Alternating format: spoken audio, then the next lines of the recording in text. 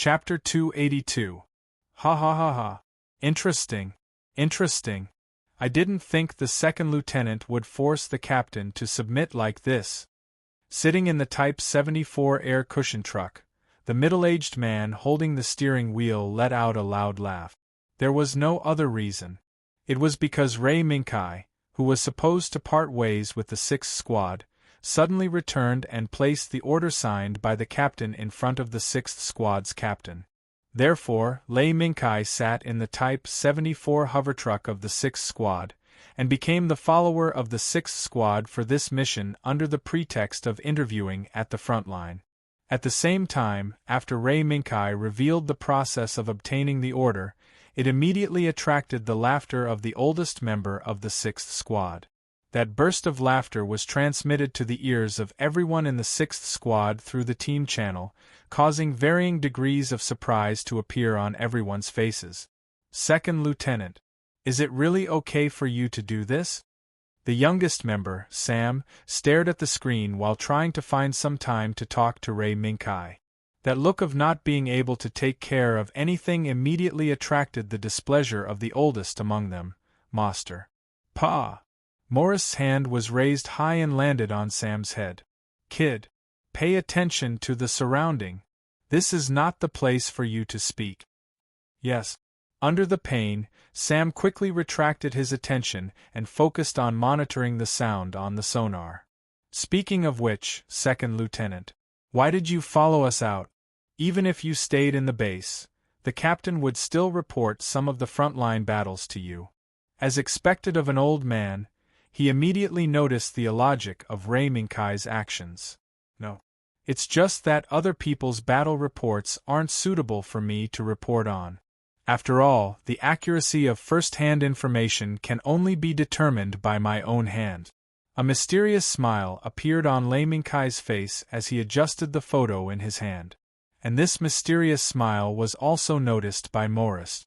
But he didn't say anything.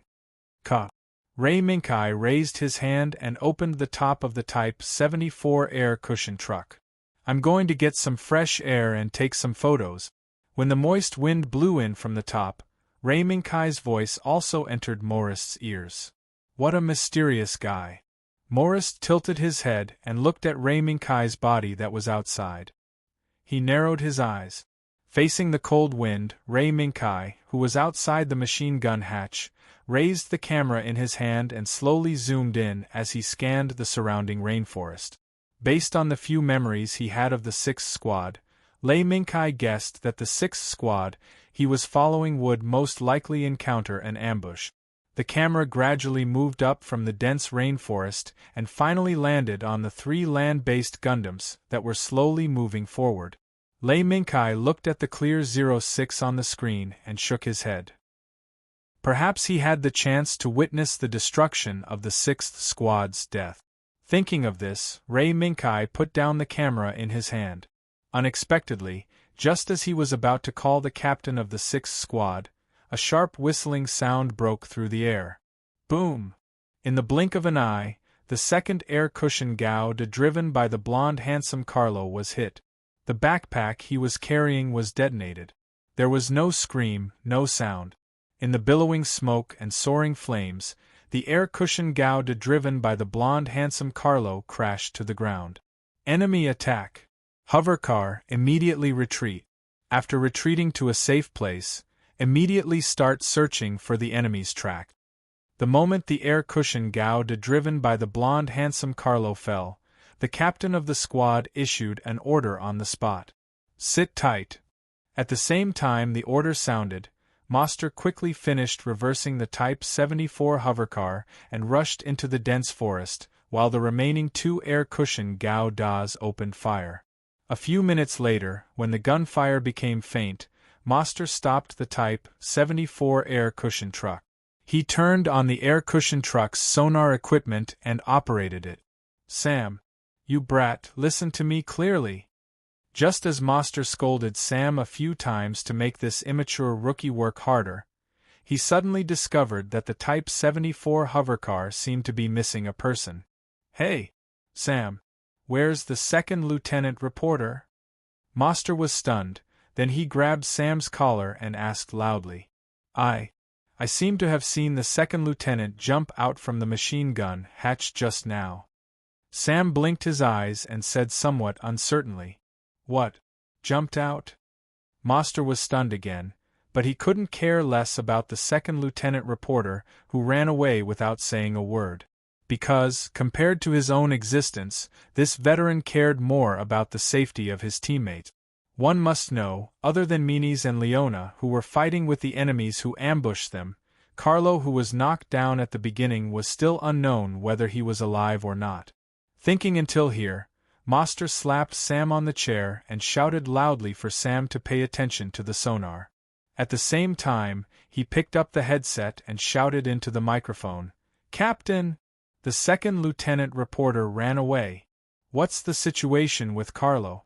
"Ran away." From the channel, it could be heard that Leona seemed to be shocked by Ray Minkai's escape, but it didn't last for long. Moreover, now wasn't the time to pay attention to why Lei Minkai ran away. What Lionheart cared more about was killing the enemy as soon as possible and bringing Carlo back. "We still don't know about Carlo's situation, but, Master, quickly find the enemy's traces. As long as we can quickly kill the enemy, then Carlo will have a higher chance of being saved." "Yes, Captain." In the next moment, the tranquil forest was instantly torn apart by the roar of the 100mm machine gun in Gao Da's hands. 22222. As the bullets whistled through the air, the sharp airflow set off by the bullets caused the broken leaves to fly everywhere, making the originally dense tropical rainforest even messier. "Captain, the enemy is gone." Gauda, who was piloted by Meanies, quietly retreated to Gauda, who was piloted by the blonde handsome Carlo. "I know. Pay attention to the surroundings. Master, are you not done on your side?" Leona glanced at Meanies, who had already retreated to Gauda's side, and asked Master again. "I'm checking. The enemy seems to have discovered that we are monitoring the movements nearby. They seem to have gone into hiding." Master was also a bit anxious, but when he saw that the sonar radar in front of Sam didn't show any signs of activity, he had to face reality. The enemy had already discovered the existence of the Type 74 hovercraft and began to target it. Now, the silent sonar radar was probably the enemy deliberately lowered the MS's operation to the point where the sonar couldn't detect it. Damn it! Why did they stop at this critical moment? Since when did John's bastard have such strong self-confidence? If the previous confrontation between the Gundam and the ambusher was a real battle, then this sonar battle was a battle of hidden arrows under the table. Unfortunately, the enemy's response to the sonar was surprisingly good. The roar of the machine sounded again. But this time, it was Leona and Meanies who took the initiative to attack. "If the enemy doesn't move, then I'll move." Leona had reason to believe that the enemy was probably hiding not far from him, silently observing his every move and waiting for an opportunity to find his fatal weakness.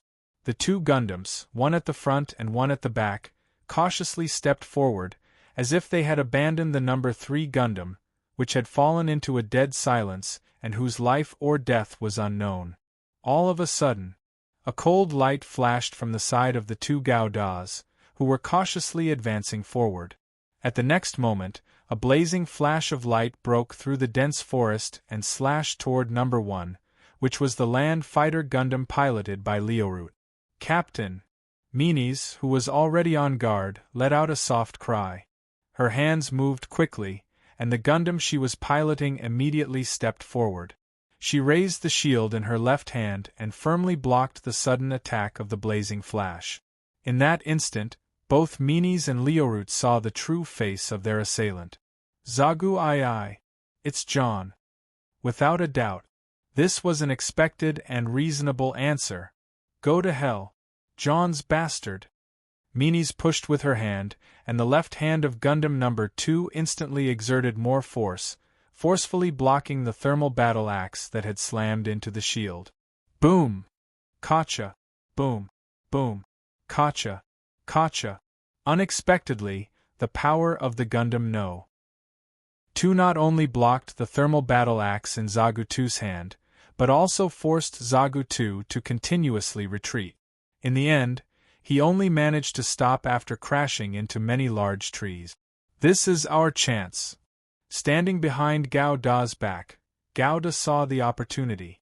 Under the cover of Gao Da's body, he raised his gun and fired, trying to use a dense barrage of bullets to blow up the Zagu-I that was retreating and barely stabilizing itself. However, before the 100mm machine gun in Gao Da's hand let out a fatal roar, an ear-piercing sound suddenly came from the forest behind him. Woo! Woo! Woo! Boom! Boom! Boom! It was a howitzer. The enemy was not just Zagu-I in front of them. In a secret coordinate in the distance that had not yet been discovered by the 6th Squad, there were still enemy aircraft with over-the-horizon strike capabilities. Spread out, quick! Deadly fireballs continued to descend from the sky. In the midst of the tremors set off by the explosions, Lionheart promptly gave up the intention of pursuing Zagu-2. Instead, he tried to protect himself from the unceasing bombardment. Woo! Woo! Woo! In the sky, the sound of grenades whistling through the sky kept coming. Boom! Boom! Boom! Explosions continued to erupt around the 2 Gundams. As long as Gao Da made a slight mistake, he would probably end up in a tragic fate of being hit by many grenades. In the fireball, Zagu-I, who was almost killed by Lionheart, slowly stood up, threw away the half-melted heat axe in his hand, and replaced it with a 120mm machine gun. Then, he madly shot at the 2 Gao Da that were dodging in the shelling. As a result, the situation of Lionheart and Minis became very dangerous. There was the howitzer shelling from afar, and Zagu-I in close range. Moreover, in addition to the Zagu-I in front of them and the unknown aircraft hiding in the distance, there was probably another enemy aircraft that had not appeared so far. Otherwise, just relying on the Zagu-I and the unknown aircraft that could fire ultra-long-range shelling, it was impossible to stop the 6th Squad. If it weren't for Lionheart and Minis taking Carlo and his Gao Da into consideration, they would have already rushed out of the range of the unknown aircraft and launched a counterattack. Mercer, haven't you found their hiding place yet? In the violent tremor, Lionheart loudly asked. Looking. Hold on. Mercer, who was still sweating at Sam just now, looked at Sam with sweat dripping down his forehead. He quietly and nervously waited for Sam's result. Found them. The enemy's shelling unit is around 5,000 meters east of us. In the increasingly tense atmosphere, Sam shouted out the coordinates he had monitored. However, just as Sam shouted, the target that had just been locked onto by the sonar suddenly disappeared from the radar, as if it had never appeared before. How is that possible? Disappeared? Sam's eyes were wide open. He couldn't believe what he was seeing, nor could he believe what he was hearing. What happened? Sam, did the enemy find us? Mercer grabbed Sam's collar again. No. The target disappeared. The shelling captain and his team's unknown aircraft disappeared. Sam paused for a moment and said something that even he himself couldn't believe. What? Disappeared? Yes. At the same time, on Lionheart and Mini's side, the same thing happened. However, the Zagu-2, which had been hiding in the shadows all this time, finally appeared. While Leonardo and Minis were preparing to finish off Zagu-2, who had abandoned his thermal axe, he suddenly burst forward and locked onto Minis' No. 2 Gundam, firing wildly. No. 2 land fighter, Gao Da, couldn't react in time and was hit on the spot. The armor on the chest, the square shoulder armor, and the head of the samurai were all hit on the spot. The more serious ones turned into pieces and fell to the ground. Boom! In the explosion, No. 2 land fighter, Gao Da, fell to the ground with flames and smoke. Only the Gundam No. 1 piloted by Lionheart was left on the battlefield. At this time, a dark hole was locked on to No. 1 land fighter, Gao Da. It was a rocket launcher. Tut tut tut tut. Just as Zagu Ai's pilot was about to pull the trigger and launch the rocket, a series of rapid gunshots sounded. With lightning speed, the rocket launcher that locked on to number 1 land fighter, Gouda, was destroyed on the spot. Boom! The dazzling fire disappeared in an instant. At the same time, behind this flash of light, a body covered in scars but still possessing strong power slowly stood up. It was number 3 land fighter Gouda, and the pilot, in Mercer's eyes, was Ray Minkai, who had already escaped. Chapter 283. Tut tut tut. Without warning, the Gundam number 3, which was supposed to be dead silent and forgotten by everyone, suddenly burst out with a series of rapid attacks, disrupting the rhythm of the battle. Boom! As the bullet flashed by, the rocket that was flying towards Gouda exploded. That's Carlo. Menes increased the speed of the vehicle and rushed towards Zagu Ai, who had yet to lower the rocket launcher. She subconsciously glanced at where Gouda was. In the end, the female pilot was surprised to find that the person sitting in the cockpit of the number 3 land battle Gundam, which was severely damaged and had to be operated with the cockpit cover open, was not the Carlo she was familiar with, but Lei Minkai, whom Master had just informed that he had escaped. That reporter? Boom! Gouda's fist smashed into Zagu Ai's head. The huge impact also sent Zagu Ai's rocket launcher flying. Ka! The 100mm machine gun's muzzle moved up and locked onto Zagu Ai, who was retreating with his back against a tree. Just as Menes was about to pull the trigger, Liort's voice rang out. "Behind you, Menes!" Bang! With a loud bang, Menes' number 2 Gundam was sent flying by the impact. Zagu Ai again. As it turned out, the Zagu 2 that had sent Menes' Gundam number 2 flying was the same Zagu 2 that had abandoned its thermal axe. However, it took advantage of the surprise attack by its teammate and the chaos caused by Ray Minkai's sudden arrival of Gouda. It quietly moved to the side and launched an attack when Menes tried to kill its teammate. Boom! The gigantic steel humanoid was sent flying more than 10 meters away by Zagu 2's violent impact. It only stopped after it had crushed 4 or 5 large trees. Da-da-da-da. Then, Zagu 2, who had sent Menes' Gundam flying, did not hesitate or stop. He raised the 120mm machine gun in his hand and fired wildly at the Gundam number 2 on the ground. Bang bang bang bang. However, a solid steel wall blocked Zagu Ai's bullets. "Menes, are you okay?" It was Liorut. Even though he didn't manage to cover Menes in time, he still managed to reach her side the moment her number 2 Gundam was sent flying and blocked the wave of attack. I'm fine." Menes shook her head and immediately controlled Gouda to stand up and enter the battle again. However, the battle on the field would not stop because of this. Lu Gouda regrouped and began again. While Liorut drove Lu Gouda to cover Menes, Ray Minkai, with his sharp eyes, began the next step. Lu Gouda, driven by Ray Minkai, raised his shield and forcefully inserted it into Zagu Ai's firing axis.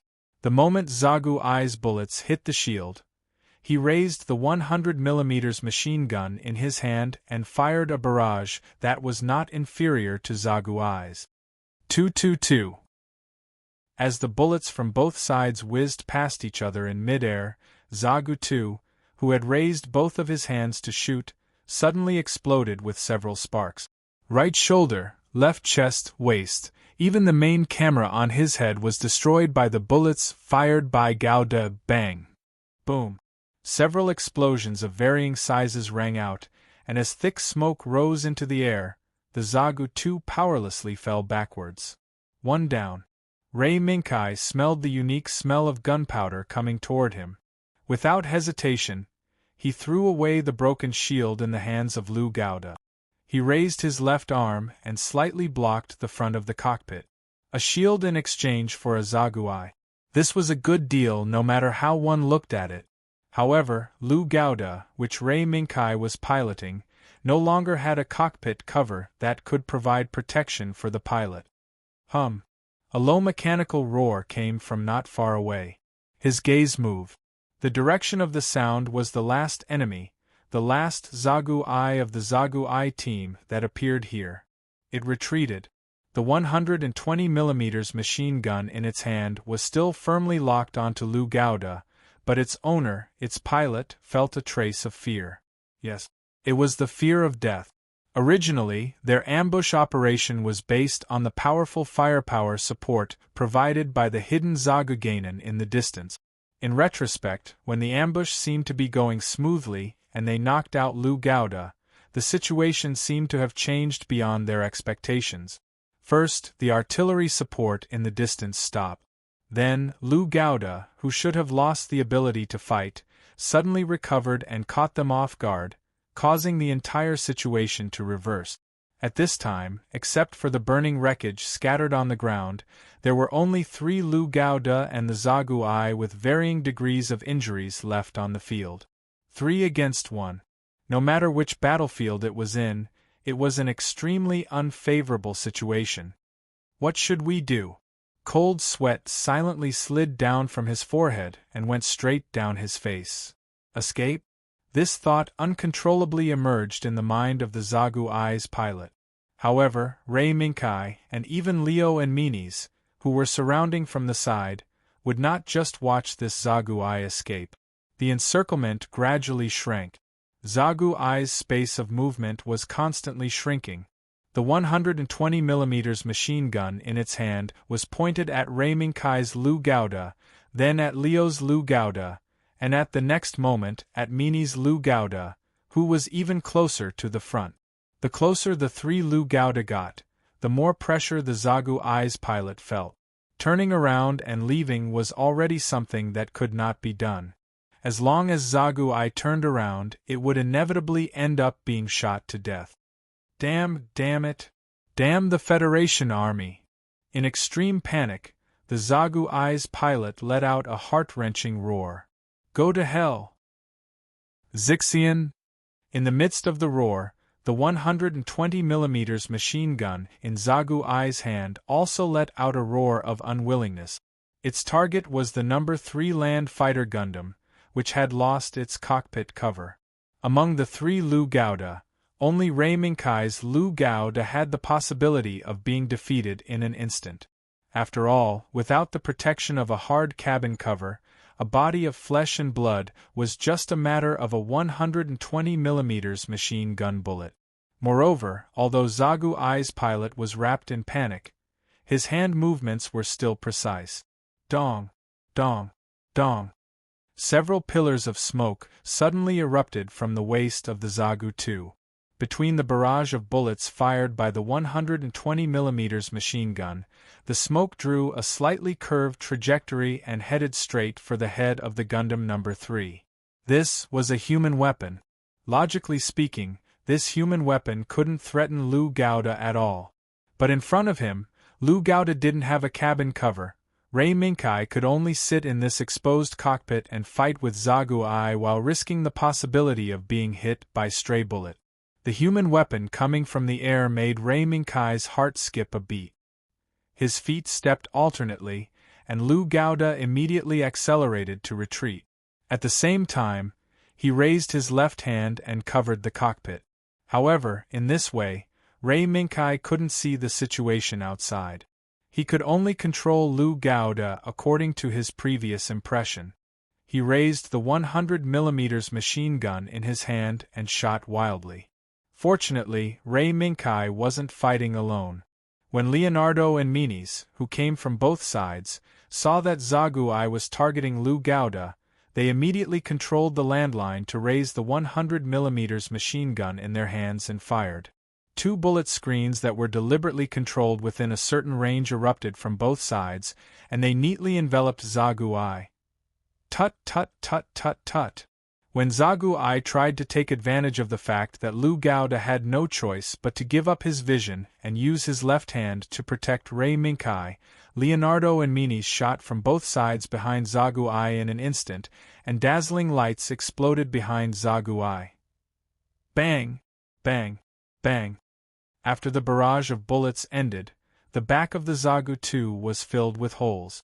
Sparks were constantly leaping between the holes, as well as flames that were rapidly springing up. The next moment, the last Zagu 2 on this jungle battlefield exploded with a loud bang. "I'm Captain Leonardo. The battle is over. Everyone, report the situation." "Meanies, we're fine. MYRST and Sam are still alive." During the report, Leonardo, Meanies, and MYRST and Sam, who rushed out of the jungle in an air cushion truck, all looked at Lou Gouda. To be precise, they looked at the cockpit that had no cover. "That handsome blonde guy is still alive. But the situation isn't good." When Lou Gouda lowered his left hand that was covering the cockpit, Ray Minkai gestured to the jungle behind him. The rainforest was hot. Even if there was the most humid air, the sun hanging high in the sky made the irresistible heat descend on this rainforest. In the dense and indiscernible rainforest, a tired John pilot with his collar open followed closely behind the small figure in front of him. He struggled to pass through the rainforest, trying to find a way back to the base. Not long ago, according to the arrangement of the attack mission, he piloted Zagu Cannon to provide strong and powerful firepower support for his teammates who ambushed the hateful Federation army. Everything went very smoothly.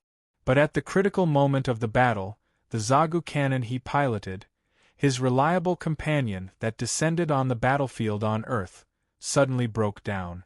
He didn't know why this loyal and reliable companion suddenly broke down.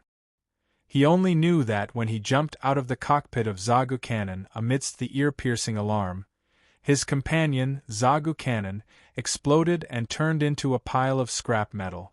Enemy attack? No. John, who carefully lurked in the rainforest for half a day, came to this conclusion. But why? There was no answer to this question at all. John only knew that when he lost Zagu Cannon and fell into a situation where he couldn't cross the rainforest, the small figure that suddenly appeared in front of him became his hope. Cat? Why is there a cat here? Questions kept surging in his mind, but he didn't get an answer. The small figure walking in front of him just minded its own business and led the way. Only when John couldn't keep up, it would stop for a while. After an unknown amount of time, the John pilot finally walked out of the rainforest under the guidance of the small figure and returned to the front post of the John Army's secret base hidden here. We're saved. Looking at the Guion soldiers who walked over, the John pilot who almost died in the rainforest fell to the ground powerlessly. Until the moment he fell into darkness, he saw the white cat that brought him out of the rainforest. Taking advantage of the carelessness of the Guion soldiers, it jumped lightly into the outpost and headed deeper into the forest, towards the secret base hidden in the mountains. What is it? This was John's last thought. The commotion caused by John's unbelievable return from the dangerous rainforest didn't affect the operation of the secret base. On the contrary, the person in charge of the secret base, the Major General of the Guion Army, Giniath Sakhaline, was leading his subordinates to welcome the arrival of a distinguished guest. A few days ago, the female pilot, Ina Sakhaline, who unfortunately lost her precious experimental body in a battle in the universe, was transferred to this secret base and became the test pilot of the experimental body MA Apsaras that was about to come off the production line. It was worth noting that this female pilot named Ina Sakhaline was Giniath Sakhaline's sister. After the long-awaited hug between brother and sister, Giniath showed a trace of a smile. "Welcome, Ina. You being able to come here is really a big help." The girl shook her head slightly and looked at her brother's face. "No. It's my duty to be able to help brother." After some greetings, Giniath seemed to be a little impatient to let his sister Ina see his work that was about to be completed. However, after taking a few steps, Ina's footsteps suddenly stopped. "Ina. What's wrong? Are you tired?" Giniath turned his head slightly and looked at Ina, but unexpectedly found that Ina's gaze seemed to be looking at a corner. This situation made Giniath frown at the same time, and at the same time, He subconsciously followed Ayane's gaze and looked over. Cat? Does anyone in our base have a cat? Giniath frowned, and there was a trace of coldness in his voice. No. None of us have a cat. It might be a stray cat that ran in from the outside. At the end, the follower was also somewhat lacking in confidence, because the cat that appeared in the corner and attracted Ayane's gaze was a white cat. Just by looking at the white and flawless fur on its body, one would know that this white cat was definitely not a stray cat that ran in from the outside. A stray cat couldn't have such clean and white fur. Brother, if no one claims it, let me take care of it for a period of time? Can I? Giniath and the follower didn't avoid Ayane's conversation, so after Aina heard their conversation, she turned around and asked. Giniath pondered for a moment, and finally nodded. If this white cat won't hurt people, then let Aina take care of it for a while. It'll also let you have a companion. Thank you, brother. Chapter 284. The unfortunate Carlo, the blonde handsome guy of the 6th Squad, was carried on the helicopter and sent to the hospital in the rear for treatment. In the previous ambush, although the 3rd Land Fighter Gundam's defensive performance allowed Carlo to survive, he lost both of his legs. Of course, compared to the original fate of the 6th Squad, this was much luckier. After all, with Lei Minkai's intervention, the entire team had only paid the price of Carlo's legs to survive the crisis of the team's destruction. Although this result was a bit cruel for Carlo, at least he was still alive, right? In the roar of the helicopter's propellers stirring the air, and under the eyes of all the members of the 6th Squad, Carlo left. Thank you.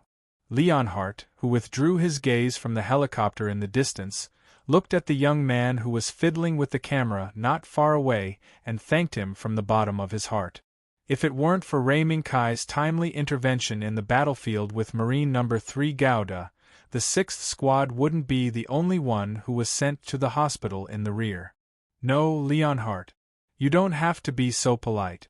I was just saving myself, and for this. Lei Minkai smiled and waved the camera in his hand. Looking at the camera in Lei Minkai's hand, Lionheart suddenly laughed a few times. Is that so? It seems that Second Lieutenant should be able to take good photos this time. Of course, Captain Lionheart, and everyone in the 6th Squad will be in the picture. Lei Minkai's words attracted Mercer's attention. He winked at Lei Minkai and muttered, "Reporter Second Lieutenant. What about Carlo?" Of course, Carlo will also be in the picture. It's just that his appearance may be a bit different. When Lei Minkai said this, everyone suddenly remembered the scene when Carlo was treated after the battle, and they couldn't help but laugh. That, it was truly a miserable sight. However, amidst the laughter of the crowd, there was a trace of luck and joy for Carlo's escape from the Grim Reaper's scythe. Alright, Carlo left. We still have a lot of work to do. Hurry up and check the body and rest. Leoroot waved his hand and let the members of Squad 6 deal with their own matters. He then looked at Lei Minkai. Second Lieutenant, come with me to find the captain. All right. Captain, is it because of Carlo? A gloomy expression flashed across Lode's face. Carlo's departure was a huge blow to the 6th Squad's combat strength. Although the 6th Squad was still able to handle most of the missions with their current combat power, if they were to encounter another targeted ambush like today, I'm afraid, this was also the reason why Lode still wanted to find the captain's island after sending Carlo away. On the other hand, Lei Minkai's goal was much simpler. Today's interview was personally approved by Xiao Dao. In the end, such an accident occurred. Therefore, Lei Minkai naturally had to go and explain the situation. Along the way, Lode, who was thinking about the future situation, did not communicate much with Lei Minkai. They just walked one after the other toward the battlefield tent where the captain's island was located. As they walked, they saw a group of soldiers, who were either wearing undershirts or with their collars open, standing far away around the battlefield tent where the captain's island was located. They were whispering something in a low voice. "What are you doing?" Lode frowned and asked coldly. Yes, Captain Lode. It's the new captain. He's bringing his team members to report to the captain's island.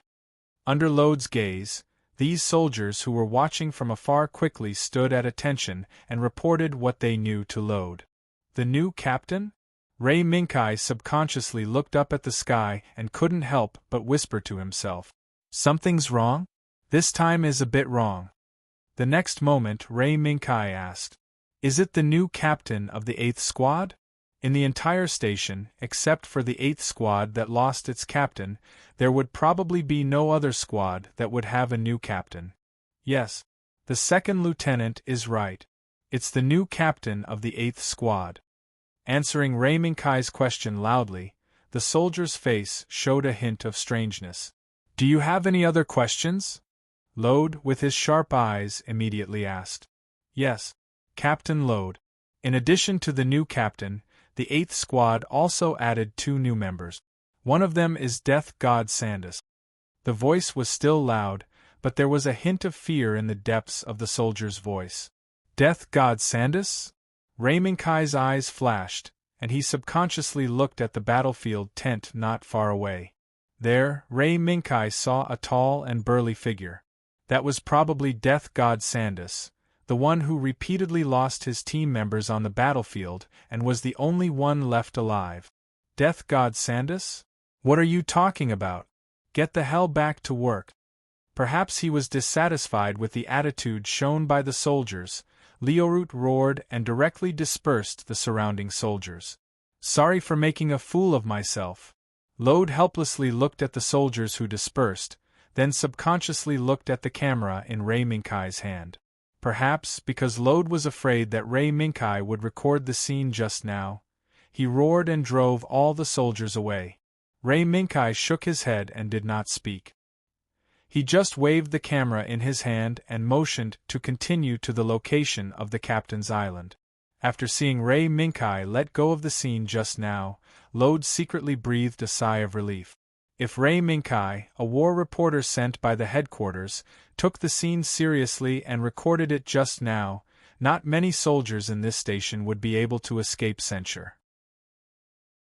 After walking for a while, Lode and Ray Minkai finally arrived at the battlefield tent where the captain's island was.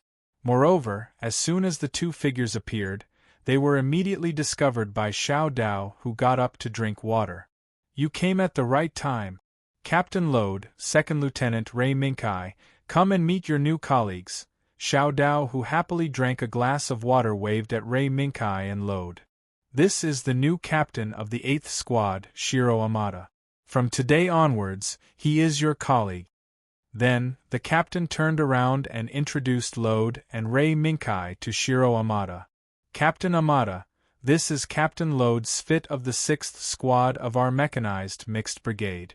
This is Second Lieutenant Ray Minkai, who has been ordered by the headquarters to interview our mechanized mixed brigade on the battlefield for a month. Therefore, when Ray Minkai and Lode were looking at the members of the 8th Squad standing in front of Xiao Dao, the members of the 8th Squad were also looking at them. The leader was a young man with short black hair and a typical city youth face. While he was looking at Lode and Ray Minkai, he took the lead and saluted. I am Shiro Amada. From today onwards, I will be the captain of the 8th Squad. Please take care of me. Lode's fit. Please take care of me in the future. Ray Minkai. I remember. Captain Amada. Before you came to this station, you drove the Iron Ball to attack and defeated John's Zagu in a one-on-one combat state. Compared to Lode's simple reply, Ray Minkai's reply was much more interesting, and the meaning behind it, perhaps only Ray Minkai himself knew. No, that was just a fluke. It's not something worth praising. Shiro Amada straightened his back and loudly expressed that his achievements were not worth praising. Is that so? Then, Captain Amada, in the coming days, I hope to have the opportunity to interview you and your 8th Squad. Ray Minkai slightly raised the camera in his hand. Okay. That's it for the introduction. Captain Amada, now you take your squad to familiarize yourself with the situation. Captain Lode and Second Lieutenant Ray Minkai stay. I have something to tell you. Yes. Shiro Amada responded loudly and left with his subordinate. After the 8th squad completely disappeared from sight, Xiao Dao, who was sitting on the chair and blowing the fan, stood up again, walked around the table, and came to Lode. Thank you for your hard work, Captain Lode. It's our lack of intelligence that almost caused you to be completely wiped out. With a deep sigh, Xiao Dao looked at Ray Minkai again. Second Lieutenant, thank you very much for your assistance this time. If you hadn't driven Gouda in the battle, the loss of the 6th squad would have been more than just Carlo being sent to the rear hospital. No. I'm only doing what I should. Ray Minkai's tone changed as a faint smile appeared on his face. To be honest, it was also for self-protection. If the 6th squad was wiped out in the jungle, I'm afraid it would be difficult for me to return to this station. Xiao Dao didn't agree with Ray Minkai, but also didn't deny it. She just silently looked at Ray Minkai, then turned and walked to the table, picked up a document on it, and handed it to Ray Minkai. Second Lieutenant, this is your latest appointment. Ray Minkai froze for a moment and didn't seem to react. It's an order from the headquarters 3 hours ago. Ray Minkai took the document, opened it, and was shocked by the contents of the document. Captain, is this order true? After Xiao Dao slowly nodded, she looked at Lode and said, Captain Lode, I already know your concerns. It just so happens that the headquarters also sent the order.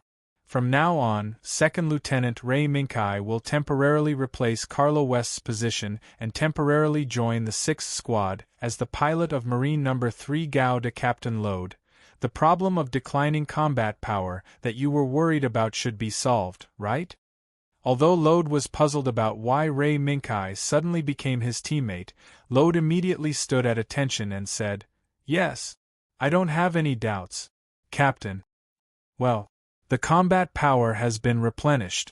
Then, the next part is the main show. Xiao Dao glanced at Lode, then looked at Ray Minkai and slowly said, I believe you all know that Jean's secret base is hidden near this area. 3 days later, the rested and reorganized Squad 6 and Squad 8 will join forces to sweep through the B3J6 regions. Captain, did Jean's target pass through that area? Ray Minkai closed the document and asked. Well, according to the information we have collected, it should be like this.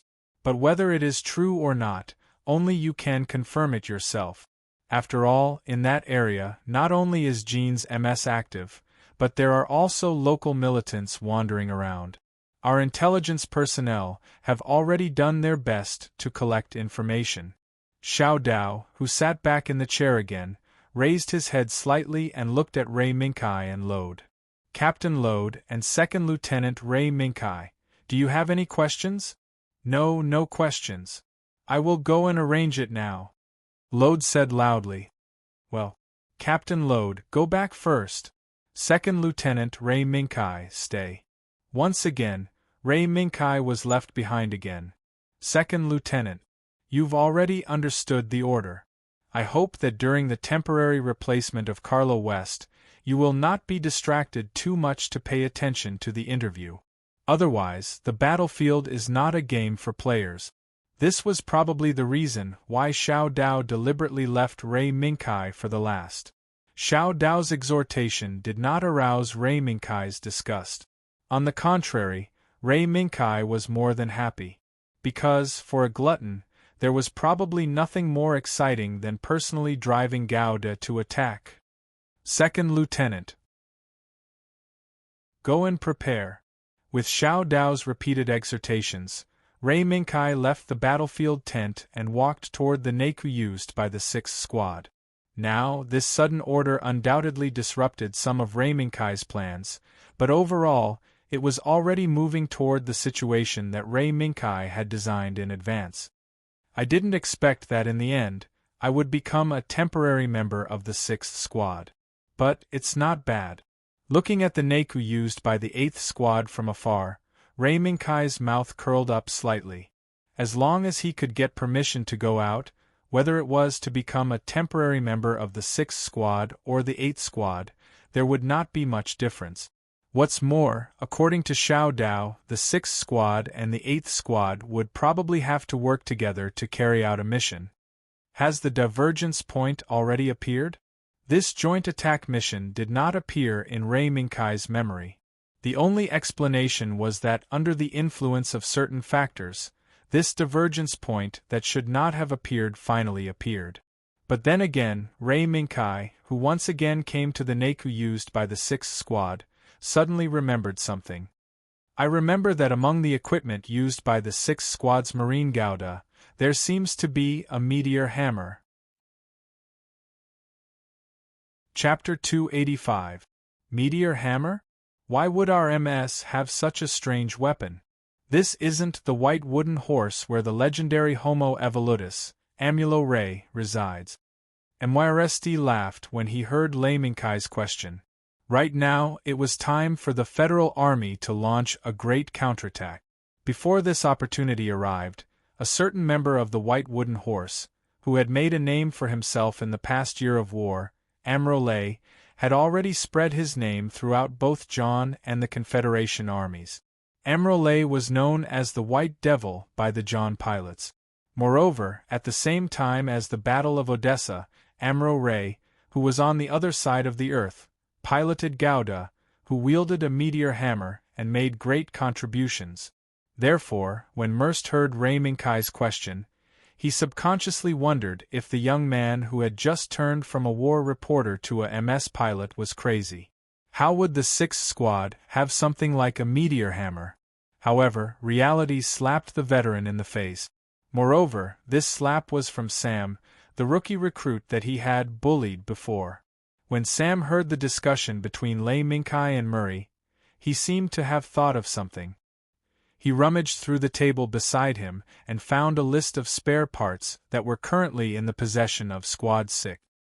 He pointed at a line of words in surprise and exclaimed, "Sergeant, we really do have a meteor hammer." Myrst was taken aback and shouted in disbelief. "What? That bastard brought it in. I've never heard of the 6th Squad having a meteor hammer." Sam didn't say anything. He just raised the list in his hand and pointed at the name list and the signature at the bottom of the list. It was the signature of Captain Leonardo. This time, Myrst was speechless. After a while, Myrst helplessly slapped his forehead and looked at Rei Minkai, who took the list from Sam. "Second Lieutenant, do you really want to put this guy on Marine number 3 Gauda?" Rei Minkai's lips curled up as he waved the list in his hand. "What? Can't I? It's rare to have such fun equipment, I have to try it. Besides, the meteor hammer is such a unique weapon. I'm afraid it has already spread throughout the Gion army." After a pause, Rei Minkai said, "Just like the name White Devil." "White Devil!" Myrst and Sam exclaimed in unison. They subconsciously looked back at Marine number 3 Gauda, who was parked deep inside Neku. If they changed the color of Marine number 3 Gauda and added the meteor hammer, it might be able to confuse them. Ha ha ha ha. This is really an eye-opener for me. Second Lieutenant, I didn't expect you to have so many ideas. At this time, Leonardo and Team Number 6 Team's female pilot meanies walked into Neku one after another. Clearly, they had heard the discussion between Lei Minkai, Murray, and Sam. Furthermore, from the looks of it, he seemed to agree with Lei Minkai's idea. "Captain, are you serious?" Myrst's eyelids twitched. He couldn't believe that the usually calm captain would mess around like this. "What? Don't you think this is a good idea, Myrst? If it weren't for the fact that there's only one meteor hammer, I would also want to use it to teach those Gions a lesson." In the end, with Leonardo's nod, the meteor hammer that had been collecting dust in Neku for a long time was finally pushed out and placed next to Marine number 3 Gauda. Of course, this was not the end. For this meteor hammer, Rei Minkai had another modification plan in his mind. In the mechanized mixed brigades base, there were the tools and materials that Rei Minkai needed to modify the meteor hammer.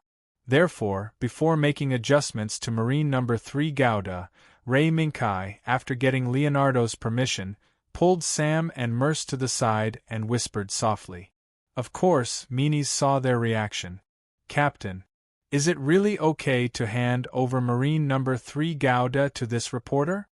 Leonardo nodded. You saw the previous battle. This second lieutenant Ray Minkai's MS skills are not bad. Instead of doubting his MS skills, it's better to wonder how he became a war reporter. According to the current situation of the war, a pilot with excellent MS skills like him should be fighting on the front line. Meanies raised her eyebrows slightly after hearing this. Captain, aren't we fighting on the front line right now? No matter what, this second lieutenant is now a member of our 6th squad. Meanies' words stunned Lionheart, but they also gave him a sense of agreement. Yes, no matter why Ray Minkai is here, there's no doubt that he's now a member of the 6th squad. You're right, Meanies. Okay, it's time to adjust our body. Otherwise, the next mission will be difficult. Yes, Captain. From this moment on, the 6th squad entered a busy state before the war. At the same time, in the depths of the mountains in the north, it was also a scene of bustling activity. Hundreds of engineers were waiting in the vast underground cavern. They surrounded the huge body that occupied half of the underground cavern and carried out a new round of intense work. Above the cavern, there were many lines and pipes that extended from the body of the huge body. After a long detour, they finally converged in a room in the wall. Guion Technical Major General Kenya's Sakhaline and his sister Ina Sakhaline were standing in front of the floor-to-ceiling window. They looked down at the huge body that was gradually taking shape. Ina, this is my dream. Look, it's about to become a reality. The elegant Technical Major General's intoxicated voice slowly sounded. Brother's dream? That's the Apsalas that brother talked about, right? Ina took a step forward and placed her right hand on the floor-to-ceiling window. She carefully observed the huge body that was gradually covered with thick armor made of super tensile steel. Yes, Ina. Wait a little longer. Soon, you will be able to start the experiment as the pilot of Apsalas. Kenya's retracted his gaze from Apsalas and turned back to look at his sister gently. Everything is in your hands. Ina. Yes, brother. However, when Ina returned to her room, the look of joy on her face when she promised her brother suddenly turned into a look of disappointment. Meow, a small white shadow walked out from the corner. The pair of golden eyes stared at Ina as if it could see into the depths of Ina's heart. It was the white cat that suddenly appeared in this secret base, and was temporarily adopted by Ina. At this moment, Ina had the illusion that her thoughts were seen through by the small shadow that walked out from the shadows. How is this possible? Ina shook her head and denied the existence of this illusion. Then, she took out a can of cat food from the small cabinet next to her. Click! As the can of cat food was opened, an aroma that could make ordinary cats go crazy instantly floated out. Ina smiled and placed the opened can of cat food in front of the white cat. Come, eat, white cat. However, the strange thing was that this can of cat food that could make ordinary cats hungry seemed to have lost all its charm and was unable to arouse the appetite of the white cat. You don't like it? Ina looked at the white cat that was squatting on the ground and ignoring the can of cat food. Then, something that made Ina even more surprised happened. The white cat lifted its right paw and pressed on the edge of the can of cat food. With a light push, it pushed the can of cat food to Ina's feet. Then, it got up and glanced at Ina before turning around and walking into the shadows. Ina's face was full of astonishment. However, Ina's astonishment was destined to continue for a while. Not long after, a series of rustling sounds came from the corner, and Ina actually saw that the white cat actually appeared again, dragging a bag behind it. From the open bag, Ina seemed to smell the fragrance of fruit. Where did this come from? Ina stood up and walked to the corner of the room. She picked up the white cat and looked at the bag of fruits on the ground and asked the white cat. Meow woo. The white cat lifted its paw and pointed in a direction. It struggled out of Ina's arms and landed on the ground. Then, it looked back at Ina and disappeared into the shadows again. Ina looked at the bag of fruits and was silent for a while. Then, she suddenly laughed out loud. So, the white cat can survive on its own. What an amazing little guy. She didn't know why, but after the white cat's antics, Ina's originally gloomy mood suddenly became much more relaxed. Thank you, white cat. But, what's its name? Putting aside the fact that Ina suddenly remembered the name of the white cat, she was very confused. The white cat, which was also State 0, seemed to have made some discoveries. Due to the fact that this secret base was located inside the mountain, in order to improve the dull underground environment, many pipelines were laid down to facilitate White Cat Zero's access. At this time, State 0, who was in the form of a white cat, was unobstructed. It shuttled back and forth among the dense pipelines as if it was flying. Without anyone knowing, it wandered around the secret base and used its pair of golden eyes to silently observe everything in the secret base. Is it here? Today, the white cat, State 0, started its operation in an area that it had previously explored but had not gone deep into. However, when it arrived at the target area, it was surprised to find that the security here was much stricter than before. What's going on? Have I been discovered? The white cat, State 0, stopped its light footsteps and squatted on top of the pipeline. It silently watched the soldiers who surrounded the area. After a while, the white cat, who did not detect any abnormalities, stood up again. It stepped lightly, without making any sound, and leaped over the heads of the soldiers. It advanced into the depths of the area like lightning. The appearance of these soldiers undoubtedly meant that there would be some changes in this area that the white cat, State 0, would be concerned about. Therefore, the white cat, State 0, decided to figure out the mystery in the shortest time possible. In a certain laboratory, a gloomy Genyas and his right-hand man stood aside, silently looking at the two particle reactors in front of them that had fallen into silence. In the experiment just now, the expected upper limit of power had indeed been reached. However, the problem of updating was placed in front of Genyas and his assistant. Major General, this is the reactor with the highest output that we can find at present. If this is still not enough, perhaps we can only try to take out the reactor of a few great demons in the base to experiment. Assistant A hesitated for a moment, but finally decided to say this. However, Genyas remained silent. His silence made Assistant A, who had finally mustered up the courage to make a suggestion, fall into silence. Assistant B also dispelled the idea of following up. After an unknown amount of time, Genyas slowly opened his mouth. However, he did not express his opinion on Assistant A's suggestion. Instead, he asked about another matter that seemed to have little to do with the current situation. Where are our goods? Assistant B shuddered and hurriedly responded. Report? According to the contact report 6 hours ago, the convoy should have entered the vicinity of our first line of defense. The first line of defense? It seems that we should be able to make it in time. Hearing this news, Genyas left the laboratory without looking back. The white cat, State 0, who had sneaked in, heard the conversation between Genyas and his assistant clearly. Output? Is the output of driving that big block not enough? State 0, the white cat, was sizing up the reactor that had fallen into a dead silence while recalling the goods that Genyas had mentioned. After combining the information that White Cat had gathered, an answer emerged. The goods that the Major General is concerned about might be the energy that can drive that big block. State 0, the White Cat, pondered for a moment and finally concluded that the goods were most likely what Ray Minkai was looking for.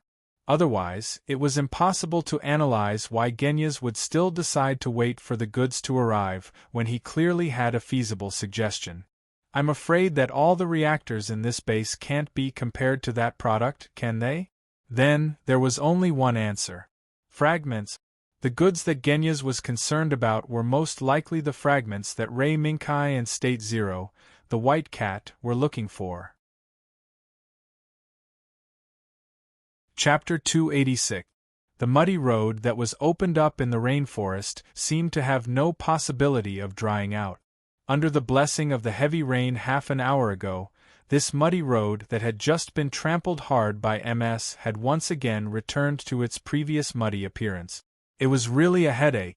However, this was not the most troublesome thing.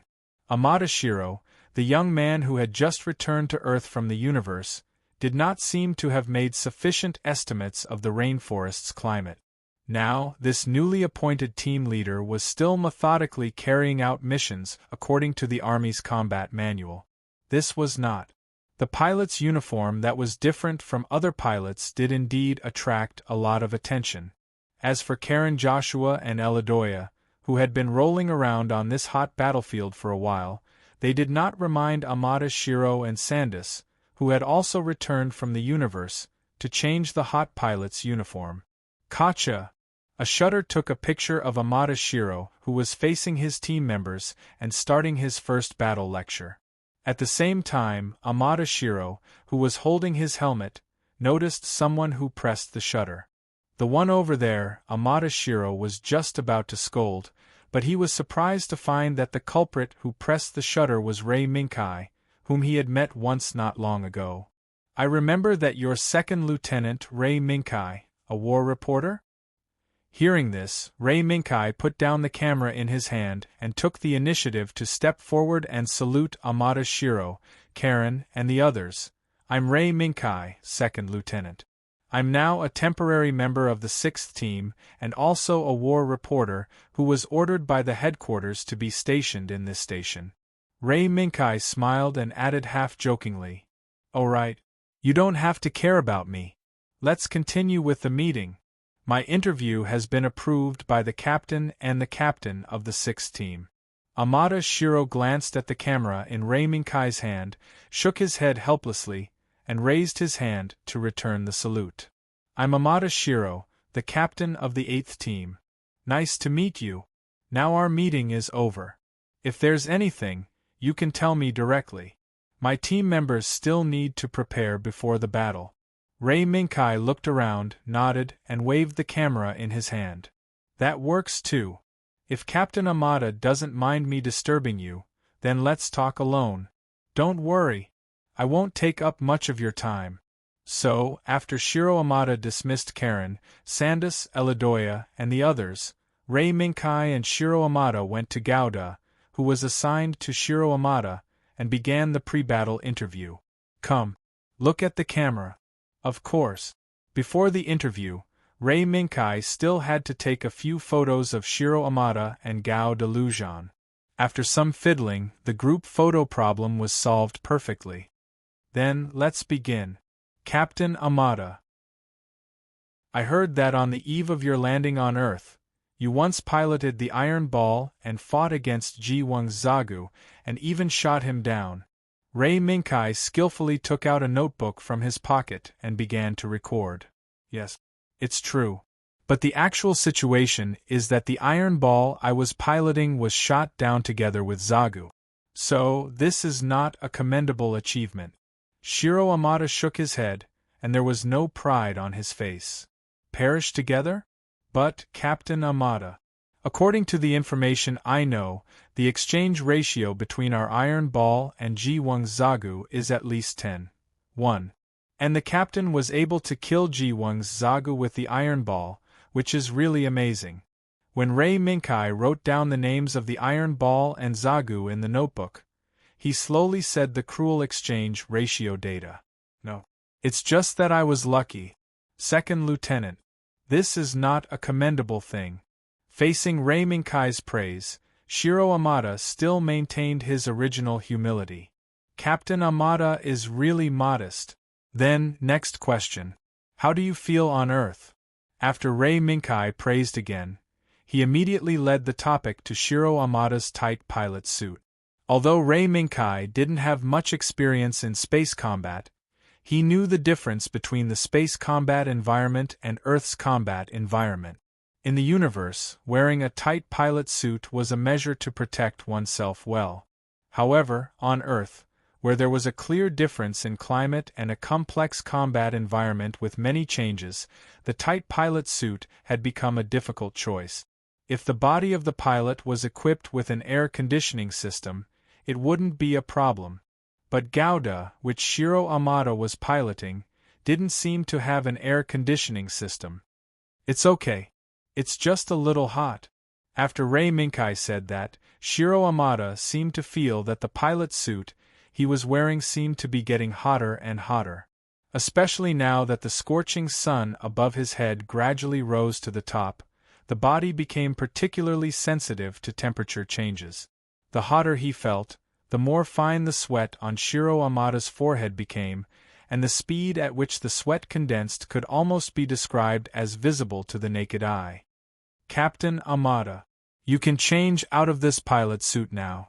After all, the climate here is too hot. Some combat rules also depend on the situation, right?" Ray Minkai closed the notebook in his hand, stood up, and saluted Shiro Amada. "Today's interview is over. I won't take up Captain Amada's time. Thank you very much for your help." No, it's nothing. Second Lieutenant Ray Minkai." Shiro Amada quickly stood up and saluted Ray Minkai. "Captain Amada. Sometimes, men don't need to be so humble." Before leaving, Ray Minkai patted Shiro Amada on the shoulder with a smile and left a sentence that made Shiro Amada a little confused. But in the next moment, Shiro Amada's vision suddenly became blurred, sweat flowed into his eyes. Not good. I need to change out of this pilot suit quickly." At this moment, the number on the clock showed that it was 10:50 in the morning. According to the intelligence, around 1500 hours in the afternoon, a batch of goods escorted by MS John would pass by the road near the rainforest. At that time, the 6th and 8th squads ambushing in this rainforest would ambush this batch of goods. "Second Lieutenant, is the interview over?" Sitting in the number 1 Marine Gouda, Lionheart saw Ray Minkai walking back from the woods. It's finally done. Captain Lionheart, thank you very much for your help." Ray Minkai raised the camera in his hand and thanked with a smile. Lionheart shook his head, walked down from the open cockpit and came to Ray Minkai.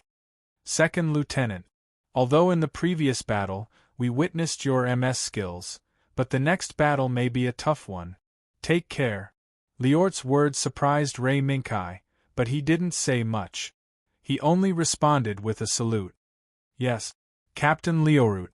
Then, Master came out from behind an ammo box and shouted at Ray Minkai, "Let's go." "Hey, reporter, Second Lieutenant. Your body is ready. Do you want to go up and give it a try? Is it finally ready? I thought it would take some time." Hearing this, Ray Minkai remembered his somewhat messy modification plan. Although it was messy, it's still done. If you don't believe me, you can ask the captain. Moist gave a thumbs up with a smug look. Moist and the logisticians have worked hard. Second Lieutenant, your modification plan is mostly complete, but you still need to check it yourself. Okay. I'll go now. The so-called modification plan not only targeted the exterior paint of Marine No. 3, but also targeted the modification of the meteor hammer. In fact, this modification plan was not that complicated. It was just that the equipment attached to the meteor hammer was a bit troublesome. Why? Because Ray Minkai wanted to install some gadgets at the end of the meteor hammer. For example, a small rocket launcher. Under Ray Minkai's request, Moist gathered all the available manpower and began the modification of the meteor hammer. After some effort and struggle, Moist and the others finally decided to place the 4 rocket launchers at the end of the meteor hammer in an orderly manner. At the same time, the switch to control these rocket launchers was a remote control switch that everyone in the squad worked together to come up with. and this switch was temporarily installed in the cockpit of Marine No. 3 Gouda. This seemingly messy modification allowed the meteor hammer to have the ability to suddenly change directions in battle and launch unpredictable attacks that caught the enemy off guard. Of course, this was only one aspect. On the other hand, it allowed the meteor hammer to have a certain degree of mobility in the dense vegetation environment of the tropical rainforest. The reason for this was that Ray Minkai had considered the dense vegetation of the tropical rainforest. During close-range combat, the slightest carelessness would cause the weapons of the MS pilots to be entangled by the dense branches and vines. They would lose the opportunity to kill the enemy and might even lose their lives because of this. These were not one-sided conjectures of Ray Minkai. Countless MS pilots who had died because of this had paved a path of blood ahead of them. After a while, Ray Minkai sat on the prepared Marine No. 3 Gouda and turned on the system of Marine No. 3 Gouda, Second Lieutenant. The switch is here. It's a joystick. Pressing it will activate the rocket launcher. Moving it up, down, left, and right will control the direction of the rocket launcher. Although it looks a little troublesome, it's the best solution we can think of in such a short time. Merster, who was lying outside the cockpit of Marine No. 3 Gouda, pointed at the small joystick next to the left joystick. Ray Minkai nodded and tried to move the joystick up, down, left, and right without activating the rocket launcher. It felt good. He just didn't know what kind of scene it would be in the battle. It feels good. It's just that we don't have much time to test it now. Merster, thank you. Hey. It's no big deal. Although your modification plan is a little messy, it's actually quite interesting. Let me look forward to your performance. The scorching sun above their heads gradually streaked across the central area of the sky and set toward the west amidst the tense preparations. The clock also gradually reached the time indicated in the intelligence at this time. They're here. The scouts hiding in front sent back a signal that they had discovered the Guion army. How many troops are there, Captain? Ray Minkai raised his hand and pressed the button to close the hatch. While adjusting the seat belt on his body, he asked. Zagus 6, Combat Helicopter 4, and 3 Magella tank. Lionheart glanced at the information sent back by the scouts. It looks very grand. Did we catch a big fish this time?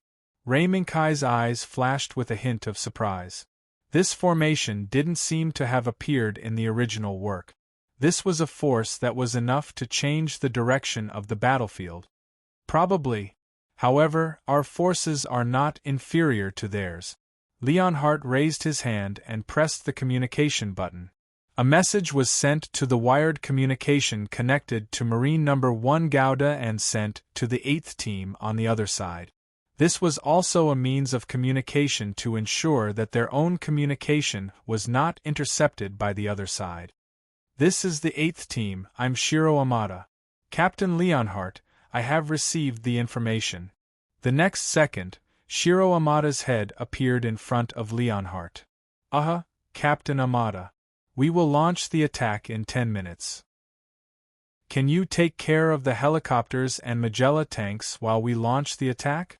Lionheart proposed a plan.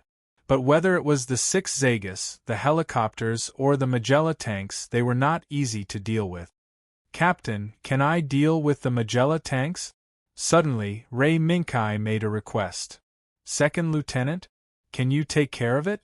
Although the Magella tank's firing range is very narrow, you have to face a team of Magella tanks. Although Ray Minkai's initiative took a lot of pressure off, Lionheart was still worried about it. No. If it was on flat ground, maybe I would be worried about the power of the Magella tank. But now we are in a tropical rainforest. As long as we take care of those annoying helicopters, the Magella tanks are nothing. Ray Minkai already knew the information about the Magella tank. The main cannon of the Magella tanks was powerful, but its shortcomings were still obvious. That was its fixed and immovable firing range. As long as the complex environment of the tropical rainforest, Even if the 175mm cannon equipped by the Magella tanks could cause a fatal blow to Gouda, Ray Minkai still had a way to take care of them. Is that so? Then, after the 8th team takes care of the helicopters, we will immediately support the 6th team. Is that okay? Seeing Ray Minkai's resolute attitude, Shiro Amada went with the flow and made a suggestion. Under the echo of Ray Minkai and Shiro Amada, Lionheart finally nodded slowly. Okay. While the 6th team launches a frontal attack, the 8th team will take care of the helicopters as fast as possible. As for the Magella tanks, I will leave it to 2nd Lieutenant Ray Minkai. Yes. Understood. Chapter 287. Combat helicopters flew across the sky. They circled back and forth on the road leading to the secret base, constantly monitoring the surrounding situation and providing the first warning signs for their teammate. On both sides of the road, there were 6 Zagu eyes in a guard formation, constantly protecting the 3 trucks driving on the road. In addition, behind these 3 large trucks, there were 3 Megara tanks following closely behind. Other than the underground, in the sky, the truck team was firmly protected by the Zagu eyes, combat helicopters, and Megara tank. Captain, what is this thing we are escorting this time? We actually have to mobilize such a force. You know, with this number of forces on the front line, we can beat the shit out of those cowardly Federation army. The escort journey was boring. Seeing that they had entered the final stage, a Zagu Eyes pilot finally couldn't help but speak. Yeah. Captain. What the hell are we giving away this time?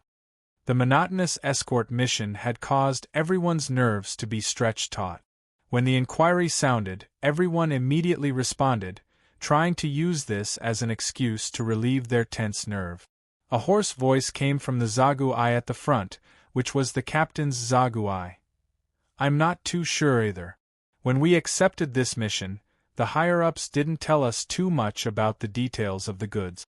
The only thing we know is that the goods this time may affect the direction of the entire war. The captain shook his head and told the team what he knew and what he could say.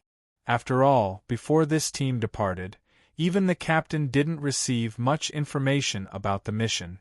The only thing they knew was that they had to deliver the goods to Major General Kinia's Sakhalin's hands within the time limit. Everyone, let's work harder. We're almost there. Also, the eyes of the helicopters, watch carefully. No matter how cowardly the Federation army is, they won't let our team freely pass through the war zone and enter our secret base. Yes. In the team's response, the combat helicopters hovering in the sky immediately dispersed, and began to carry out routine reconnaissance in the outer area according to the original plan.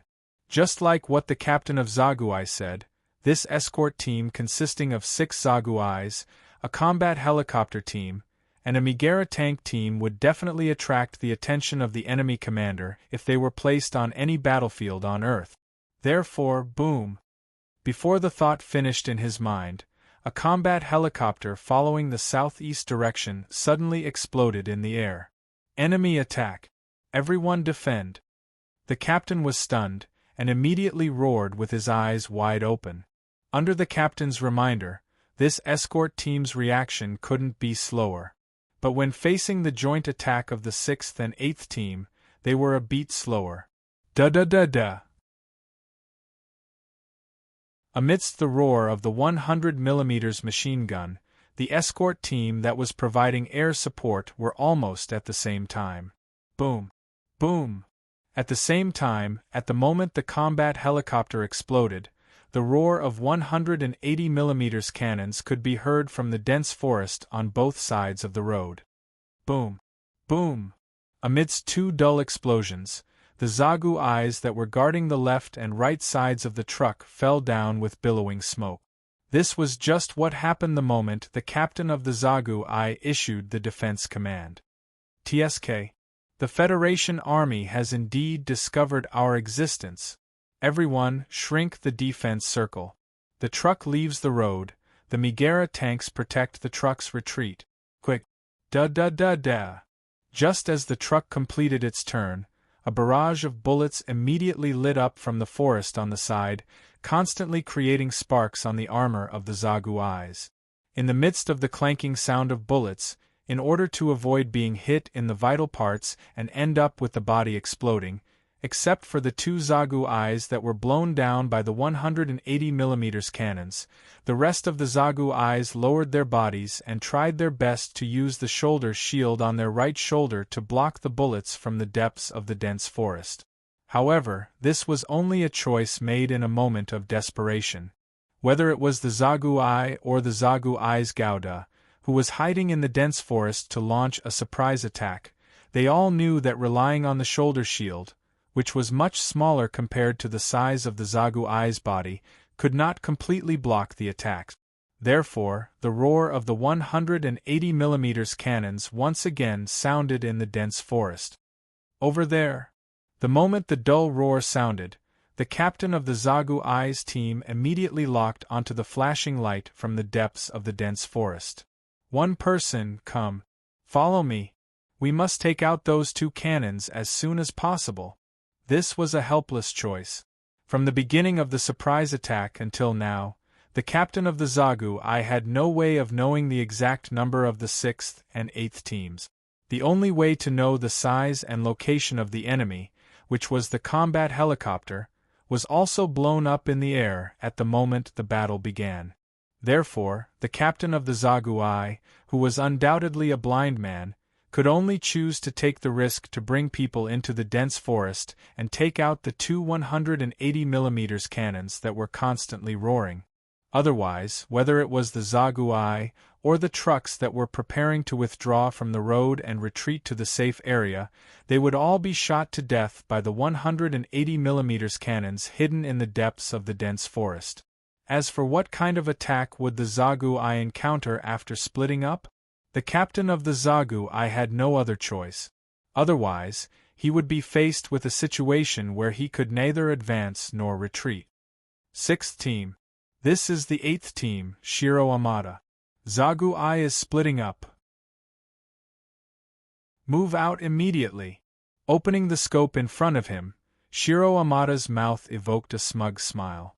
From the beginning, the enemy's actions developed as the joint speculation of the two teams. Now, the situation where Zagu Eye split up and the Magella tank escorted the trucks to retreat was advantageous to the 6th and 8th teams. 6th Team received. The combat helicopter has been cleared and began to attack the remaining Zagu. As soon as Liort's voice sounded, a series of explosions immediately sounded on the other side of the road. Obviously, the members of the 6th Team had already engaged with Zagu Eye, who was left on the road. Sandus. Karen. Let's go. Yes. The huge MS did not move, but once it moved, it was so powerful that it startled all the birds and beasts that stayed in the dense forest. The sky that was filled with billowing smoke was full of birds that hurriedly flapped their wings and flew high. On the land that was constantly exploding, it was full of beasts that fled. In the eyes of these fleeing beasts, the huge humanoid weapon MS that was fighting was undoubtedly like a demon that crawled out of hell, wantonly destroying this once beautiful rainforest. Da-da-da. The 100mm machine gun in the hands of the Marine Gouda driven by Shiro Amada burst out a burst of dazzling sparks. While the bushes in front of him were scattered, the 120mm machine gun in the hands of the Zagu Eye hidden behind him exploded on the spot. The Zagu Eye, who was caught off guard and had its 120mm machine gun destroyed, did not panic. Instead, it lowered its body, used the shoulder armor on its right shoulder as a weapon, and forcefully launched an attack on Shiro Amada's Marine Gouda. Shiro Amada naturally would not be hit by this seemingly reckless attack that could force his Marine Gouda away. Under the control of Shiro Amada, the Lanzen Gundam moved its feet and dodged Zagu 2's shoulder armor. At the same time, it pushed the shield on its left arm forward as it dodged Zagu 2's attack. Bang! When the loud sound of metal colliding exploded, Zagu Eye, who launched the attack, immediately flew backward. It staggered and knocked down several trees before it could stabilize its body. Gouda, who knocked Zagui away, did not take advantage of the victory to pursue. Instead, he stood firmly in place and looked in another direction vigilantly. The Zagui driven by the captain raised the 120mm machine gun in its hand and locked onto Shiro Amada's marine Gouda from afar. Boom! Suddenly, the roar of the 180mm cannon sounded again in the dense forest. However, at the moment when the roar exploded, the captain of Zagui, who locked onto Gouda, lowered his body and rolled like a donkey to avoid the direct attack of the 180mm cannon. Captain Zagui, who was knocked away, finally reacted. "It's okay. Focus!" the captain of Zagui shouted. In front of his eyes, another marine Gouda appeared. Together with the Gundam piloted by Shiro Amada, they surrounded the two Zagutus on the left and right. Moreover, in the depths of the dense forest, there was a 180mm cannon hidden. That was a weapon of mass destruction that could instantly kill Zagui. Facing such a disadvantaged Zagui, although the captain was afraid, the battle would continue until one of them was killed. The same scene was happening on the road. However, compared to the full 8th Squad, excluding Rei Minkai, who was dealing with the Megella tanks, the 6th Squad's MS could only attack the Zagui on the road with a 2-2 ratio. The roar of 100mm machine guns and 120mm machine guns continued to ring out. The bullets they fired created sparks in the continuous sound of ricocheting bullets, pushing the battle to an even more intense state. Without the support of the 180mm cannon, the battle might continue for a while. On the other side, the truck that was quickly retreating under the escort of the 3 Megella tanks was also intercepted. The 3rd Marine Gouda, driven by Rei Minkai. However, when the 3 Megella tanks saw Gouda, who, in addition to the meteor hammer in his hand, only had a small shield on his left arm, they were instantly amused. "Is this faceless machine stupid?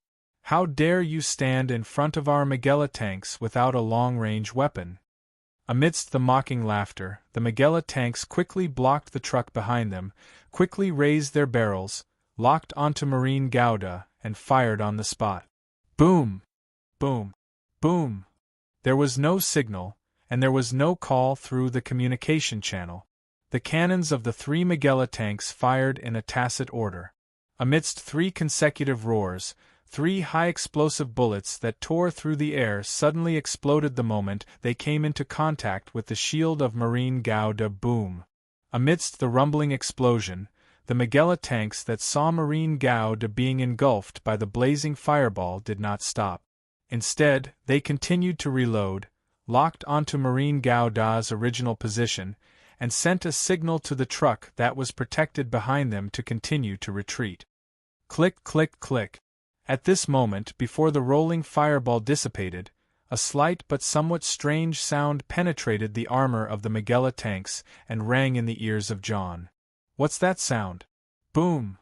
All of a sudden, before John could figure out where the strange sound came from, he was suddenly hit by a huge force and fell into the darkness without any resistance.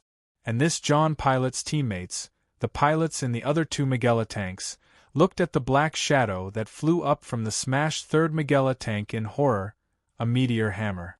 The meteor hammer that suddenly appeared and flattened one of the 3 Megilla tanks returned to the hands of the number 3 Gundam that should have been destroyed by the Megilla tank's barrage of shots. How is it possible? It didn't fall.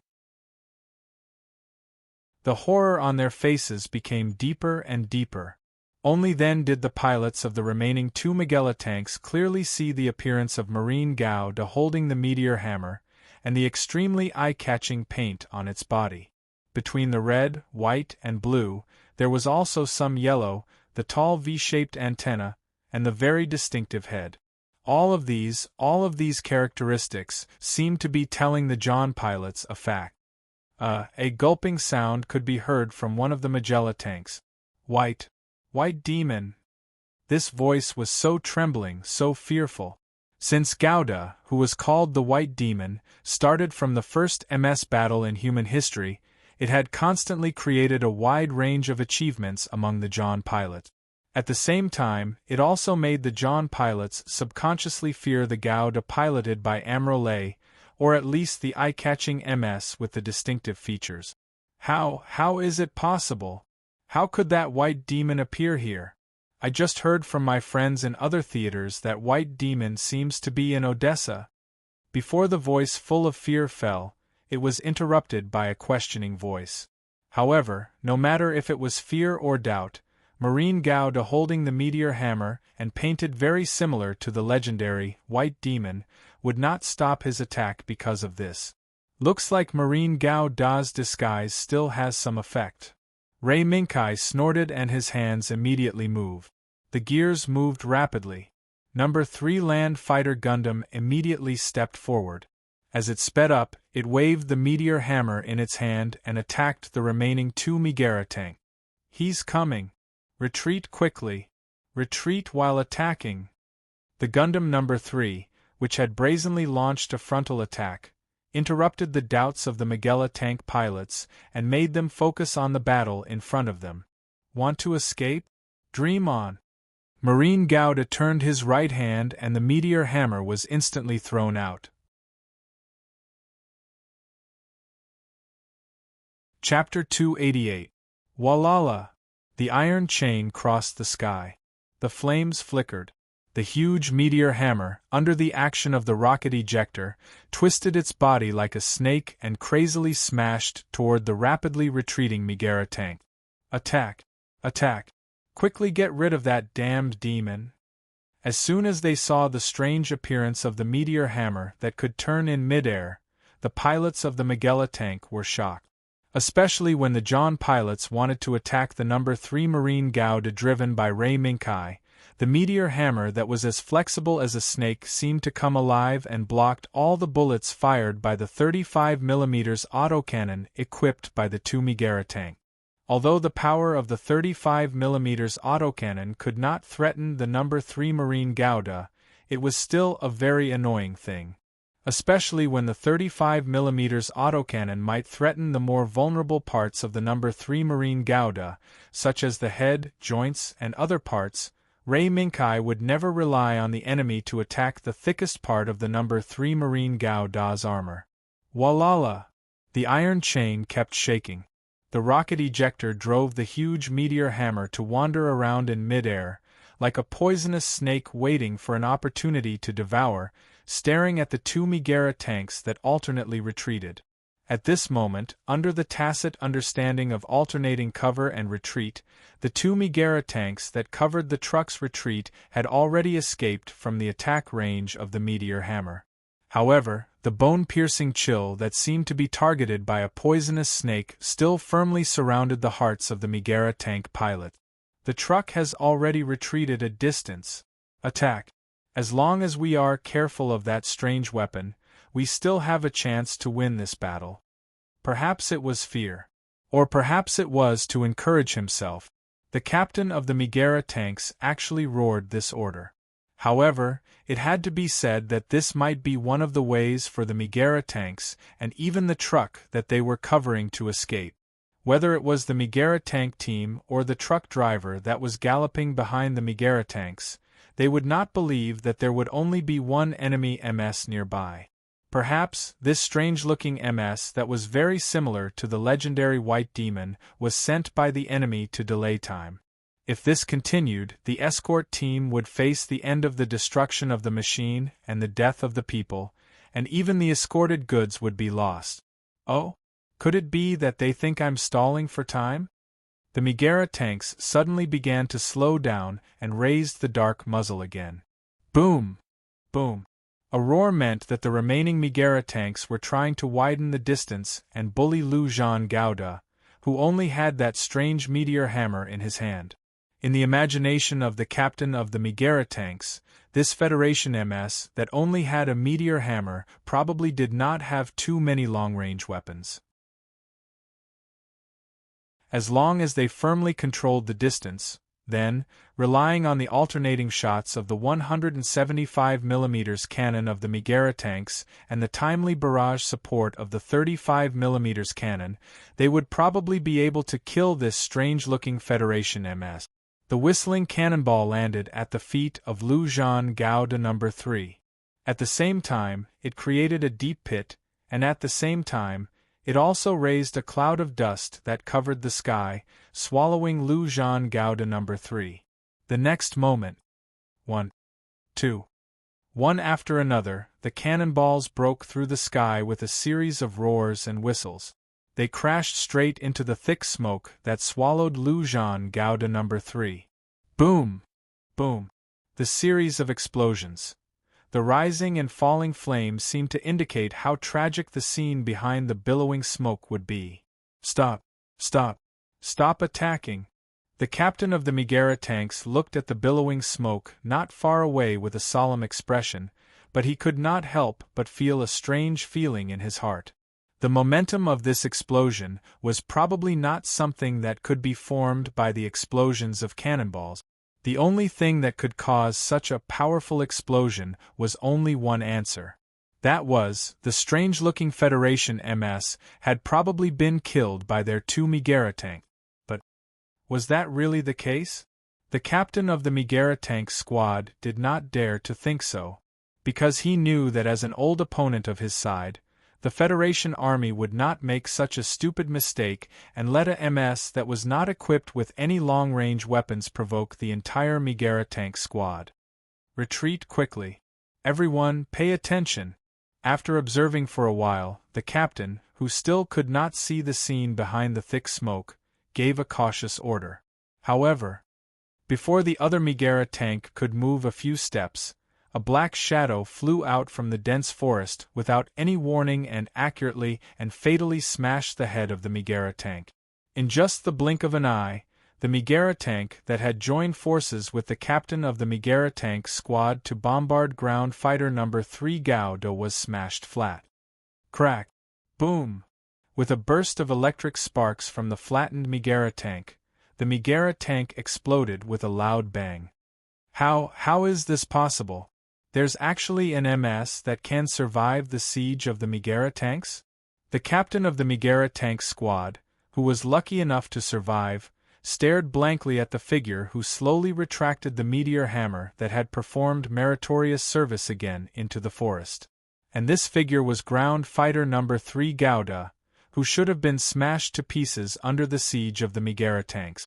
In the midst of his shock, the captain saw ground fighter No. 3 Gauda's left hand that was full of cracks at first glance, and the shield that should have been on his left forearm had disappeared, leaving behind dense cracks that tore apart the entire armor on his left hand. Was it that small shield that saved this MS?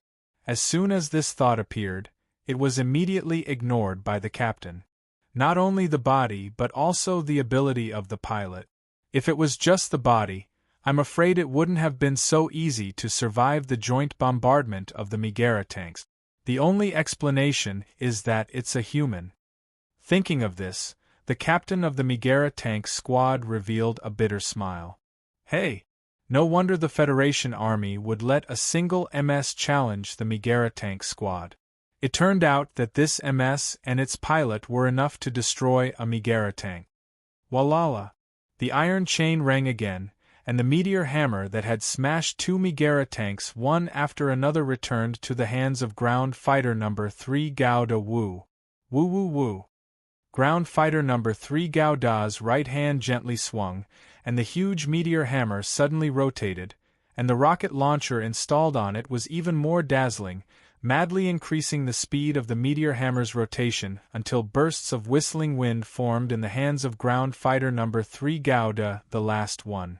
The moment the whistling meteor hammer broke through the air, a murderous intent flashed in Ray Minkai's eyes. As a training partner for the meteor hammer, the role of this Megara tank squad could be said to be 100% utilized. Although the actual combat with the Megara tanks was not as practical as the one-on-one battle with Zagui, but it was still an actual combat with valuable experience. Especially in the use just now, Ray Minkai gradually grasped the experience of using this weapon that he made on a whim. Woo woo woo. Under the use of Ray Minkai, the meteor hammer that rolled up the whistling wind, under the push of the rocket launcher, crazily twisted the body composed of thick iron chains, and once again attacked the Megara tank, the only Megara tank left on this battlefield. Don't even think about it. The captain obviously wouldn't sit still and wait for death. He exerted force with both hands, and the 175mm cannon of the Megara tank suddenly burst out with a roar, and the long-prepared high-explosive shell was fired. Boom! The recoil generated by the 175mm cannon even made the Megara tank shake. During this short vibration, the captain's eyes stared at the figure of ground fighter number 3 Gouda, and he ignored the meteor hammer that was about to hit his head. Yes. When he found that he, and even the entire Megara tank, seemed to be unable to escape from the shadow of death, the captain, who had the will to die, actually made a crazy decision. That was to die together. The roar of the 175mm cannon represented the determination of the captain. Amidst the roar of the cannons, the high-explosive bomb that broke through the sky exploded the moment it was about to come into contact with the Gundam No. 3. Boom! The fireball tore through the air and also brought the billowing smoke into this world. And under the rising flames was the Megara tank that was flattened by the meteor hammer. The only remaining Megara tank, as well as its owner, the captain, were all flattened by the meteor hammer at the moment of the explosion of the high-explosive shell, and they were reduced from a three-dimensional plane to a two-dimensional plane. Moreover, the captain's will to die, his idea of dying together was destined to fail. Walala! The meteor hammer that flattened the Megara tank was once again thrown back by the chain. And the figure that welcomed the meteor hammer that effortlessly killed the Megara team was ground fighter No. 3 Gouda, who stepped out of the billowing flames. Fortunately, it's just a high-explosive shell. Otherwise, the left hand of ground fighter Gouda would be destroyed. Ray Minkai glanced at the failure display on the screen. Above that was the status of ground fighter Gouda that Ray Minkai had just acquired. On the left hand of ground fighter Gouda, there was an arm pattern flashing with bursts of red light. Clearly, during the attack just now, Ray Minkai had decisively raised his left arm, which had already shattered the outer armor, and blocked the high-explosive bullet's flight path, forcibly blocking it. The price was that ground fighter No. 3 Gouda lost his left hand. It seems to be a bit of a loss. Ray Minkai glanced at the Megara tank that had already become a pile of scrap metal, and shook his head slightly. Forget it. Let's hurry up and chase the truck. With a stomp of both feet, ground fighter No. 3 Gouda's jetpack, in the midst of a low roar, erupted with a force that was enough to make ground fighter No. 3 soar into the air and flee to somewhere 10 kilometers away. The truck took advantage of the gap between the battle between Megara's tank and ground fighter No. 3 Gouda to escape here. Don't even think about escaping.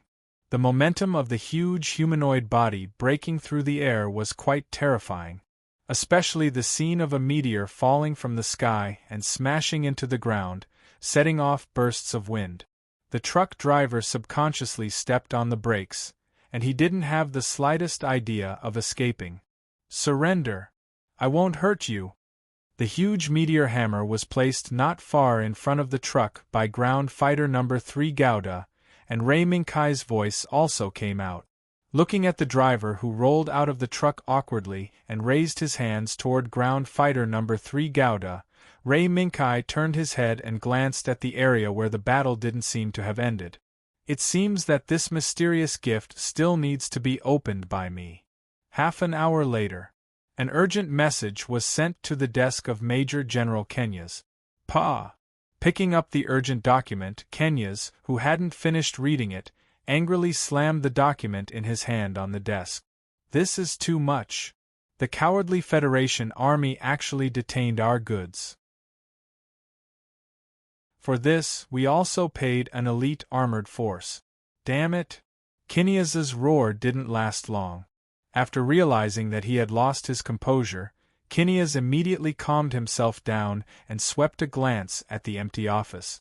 He subconsciously lowered his head and thought to himself, "I'm afraid I'll have to deal with you. It seems that I can only take that step. This is all because of the Federation Army." After a moment of silence, Kinyas, who seemed to have made a decision, looked at the phone on the desk. "It's me. Let everyone prepare. Change to Plan B. Yes. We lost the goods. It's time to use the backup plan. Yes. That's it. The details, after the manpower is gathered, I will personally give the order." Kinyas didn't know if this order would have any impact on John's future development, but he knew that this decision would definitely fulfill his long-cherished wish, to let him create Apsala successfully. Putting down the phone, Kinyas clenched his fist tightly. "Wait and see. Federation Army. Soon, you will receive a surprise from the Sakhaline family." The more he thought about it, the closer he felt to his dream, and suddenly laughed out loud.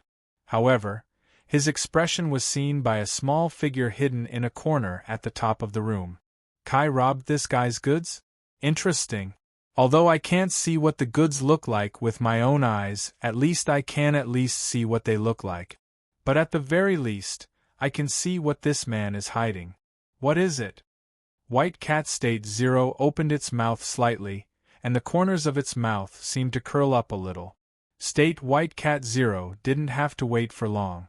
Kinyas gradually calmed down and returned to his serious look of a technical major general. He finally stood up and walked out of the door. White Cat State Zero followed closely behind Kinyas like a shadow, waiting for the moment when Kinyas, who had lost the goods, would reveal his trump card. Chapter 289. Night fell. When the spotlights illuminated the wreckage of the battlefield, soldiers in the Federal Army's uniform shuttled back and forth. They lowered their heads and carefully searched for something that was left on the battlefield. Click! The sound of the shutter rang out and a photo was produced. It captured the tragic battlefield with sparks still left on it, and the soldiers who were looking for something in it. "Second Lieutenant, aren't you going to rest?" At this time, a voice sounded. Ray Minkai put down the photo in his hand, looked back, and found that it was the captain of the 8th Squad, Shiro Amada. "Captain Amada, you didn't rest either, right?" Ray Minkai smiled and waved the camera in his hand. "I still have an interview task on hand. Even if I was temporarily transferred to the 6th Squad now, the headquarters didn't inform me to put down the original battlefield interview." "So, you took advantage of the free time after the battle to continue your interview task?" Shiro Amada glanced at the soldiers who were searching for something in the wreckage. "Well, yes. Compared to staying in the conference room, I prefer to stay outside." After a pause, Ray Minkai asked again, "Captain Amada, what exactly is that thing?"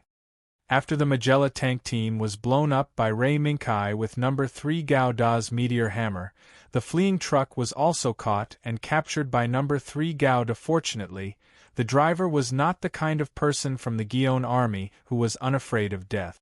No, perhaps he was not even from the Gion army. Lei Minkai still clearly remembered that when facing the Vulcan cannon installed on the chest of the No. 3 Gundam, the driver with a face full of panic actually slammed on the brakes and stopped the truck by the side of the road. Then, he crawled out of the truck's driver's cab. At the same time, the unbuttoned Gion army uniform on his body was also taken off by the panicked driver. "Please. I beg you. I was forced to do it. That Jiwang army said that if I don't drive the car and deliver the goods they need to here, they will harm my family. I beg you." The 165-meter-tall man knelt on the ground and begged for mercy to the 18-meter-tall No. 3 Gauda. This difference in height made Lei Minkai feel a little uncomfortable in his heart. "Get up. As long as you don't resist, we won't do anything to you." In the end, Ray Minkai's promise was verified. After Squad 6 and Squad 8 finished off the last of the enemies, the driver who could no longer stand was tied up by Aladoya and Moster. He was locked in the back of the Type 74 hover truck. After that, the large troops who had heard the news came to seal off the scene. Squad 6 and Squad 8 were summoned by squad leader Xiao Dao for a meeting. Amada Shiro, who participated in the meeting, naturally knew what the goods were, but he didn't want to tell Rei Minkai the truth so quickly. Because, isn't this fella who is holding a camera and showing off in front of everyone a bit too lazy? Although the main force's orders made Captain Xiao Dao helpless, it shouldn't be so excessive, right? However, what Amada Shiro didn't know was that his thoughts were already seen through by Rei Minkai. Captain Amada, do you think that I am a bit lazy? You. Amada Shiro went into a daze and looked at Rei Minkai with a bit of surprise. Captain Amada. You don't have to worry about me. Captain naturally understands why I didn't participate in the meeting. As for you, you should tell me about the goods now. You. Amada Shiro opened his mouth and suddenly realized that he couldn't find the right words to describe Rei Minkai's current state. In the end, Amada Shiro sighed helplessly. Captain wants me to tell you that the goods transported by the truck have already been checked by the station's engineers. But due to the complexity of the goods, the engineers won't be able to find out much. What can be confirmed is that this goods is probably used for some kind of high-power energy output device. Amada Shiro's words made Rei Minkai's eyes flash. Some kind of high-power energy output device? Perhaps. Now, in this mechanized mixed brigade, only Rei Minkai knew what this so-called high-power energy output device was used for. Apsalas? This name flashed through Rei Minkai's mind. However, Rei Minkai also had a trace of doubt in his heart. In the storyline he was familiar with, the final model of Apsalas 3 was able to successfully balance the design problems of mobility, firepower and other design problems after using the Big Demon's reactor. But now, before Apsalas 1 had even appeared, John was actually trying to send a batch of high-power energy output devices to Kenya's. This change made Rei Minkai have a hint of warning in his heart. Perhaps in a place that he couldn't see, some factors were quietly affecting the progress of this world. All of a sudden, Rei Minkai woke up from his contemplation. Then, he also found that Amada Shiro was still standing next to him without the slightest intention of leaving. Captain Amada. Sorry. I was lost in my thoughts. Rei Minkai's apology made Captain Amada wave his hand. No. Second Lieutenant, you don't have to care. It's just that, did you think of something? Although Rei Minkai's title as a war reporter was used to cover up, in the eyes of Amada Shiro and others, Rei Minkai, a reporter who was active everywhere, might be able to think of some key points that they couldn't think of. No. I just thought of something. Rei Minkai pondered for a moment. After making some considerations in his heart, he finally decided to tell Amada Shiro some of the information he knew. No, it should be the captain behind Amada Shiro, Captain Kojima, who knew. Now the situation of the war between us and the Gion army has begun to reverse. After the Rum Conference, the Gion army that had a smooth journey was refocused. The Federation Army, which quickly mobilized forces, stopped the insufferably arrogant pace at the beginning of the war. As the war spread, the gap in population, resources, and even the elite of the entire army gradually widened. Some of the leaders and technicians on the Gion side may take some extreme measures. Extreme measures! For some reason, Amada Shiro, under Rei Minkai's reminder, subconsciously recalled the tragedy of falling in Sydney. Yes, extreme measures. But as the Federation Army gained a foothold in the universe, Gion can no longer easily complete the previous extreme and crazy measures. Therefore, they need some powerful weapons. Rei Minkai nodded. He tried his best to lead Shiro Amada's guests to the direction of a large, terrifying, and destructive weapon by hinting at it from the side. Powerful weapons? Could it be that Guion wants to create some powerful weapons to accurately strike our Federation's important military targets and force our Federation army to surrender? Under Rei Minkai's guidance, Amada Shiro immediately understood the crux of the matter. Perhaps that will be the case. Otherwise, with just the specifications of the MS, they will still need to use a high-power energy output device. Furthermore, these devices will need to be escorted by an elite force? After a pause, Rei Minkai laughed. I believe Captain Amada still remembers the strength displayed by the enemy during the battle during the day, right? Amada Shiro fell silent. After a while, Amada Shiro nodded and saluted Rei Minkai. Thank you for your guidance. Now I have to report to the captain. No. This is what I should do. Looking at Amada Shiro's back as he turned around and left, Rei Minkai secretly shook his head. The reason why Amada Shiro suddenly appeared here was probably because of Captain Kojima's instructions. Otherwise, wouldn't it be more convenient for Lionheart, who was more familiar with Rei Minkai, to come and ask? It really is as the saying goes. The older, the wiser. The camera in his hand was raised again, but Rei Minkai's gaze was fixed on the snowy mountains that stretched for thousands of miles in the distance. Sure enough, Rei Minkai's speculation attracted the attention of Captain Kojima. After Kojima asked for instructions from headquarters, the investigation mission fell on the 8th Squad, and the 6th Squad that Rei Minkai was in went into standby mode, waiting for the next order. This result was not out of Rei Minkai's expectations. After all, it was just an investigation mission. There was no need to mobilize two teams that were both using land fighter Gundams. Therefore, in the station of the mechanized mixed brigade, Rei Minkai was once again seen walking around with a camera. In this regard, Captain Kojima had no choice. Because in private, Kojima protested to headquarters more than once, but the result was rejected by headquarters. They even issued an order to allow Rei Minkai to interview during the non-combat state, as long as it did not violate the military confidentiality regulations. In the end, Captain Kojima had to accept his fate. On this day, on the third day after the 8th Squad left for the reconnaissance mission, Rei Minkai obtained the permission to go out alone from Xiao Dao, the commander of the 8th Squad, to collect information from outside. With a camera around his neck and a huge backpack on his back, Rei Minkai, who left the station, walked briskly through the dense forest. In this sparsely populated tropical rainforest, Rei Minkai did not have to worry about anything.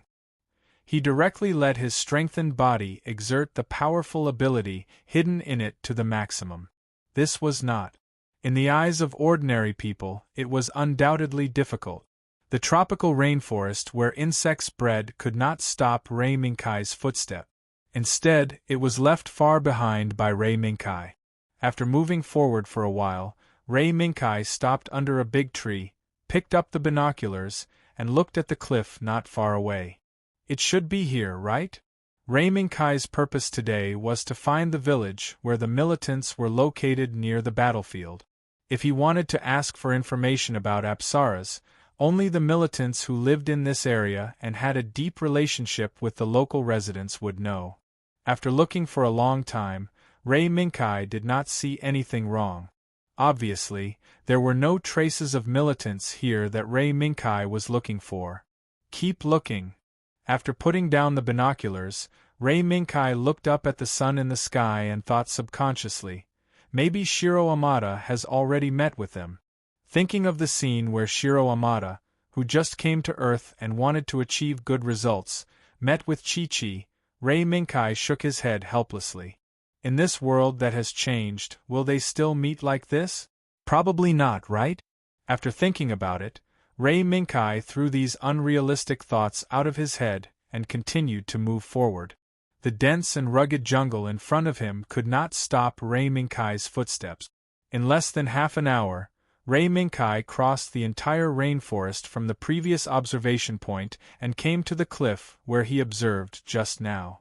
As soon as Rei Minkai came to the cliff, his eyes suddenly opened up.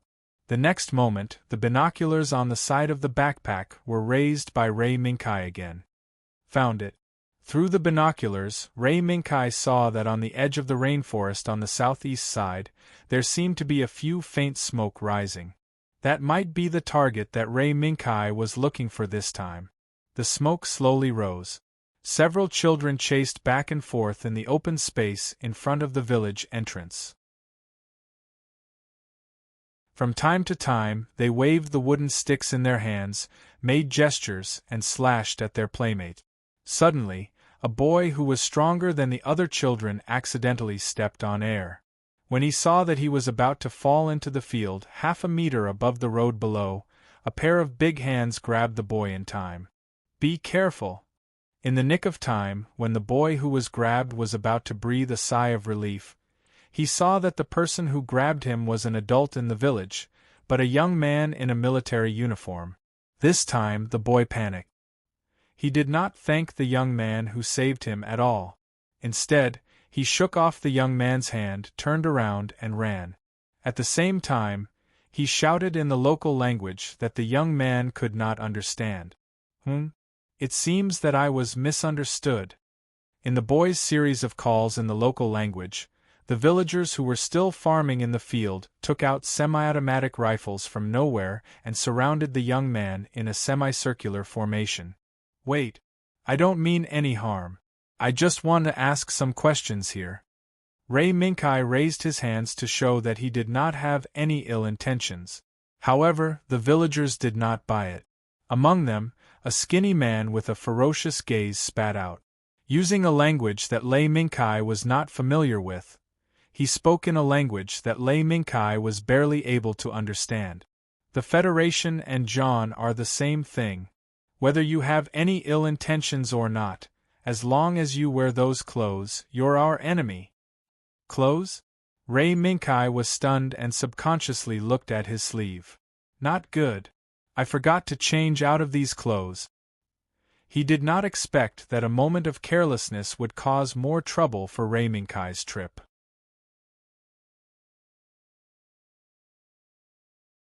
Chapter 290. Ray Minkai shook his head helplessly as he looked at the fierce villagers around him.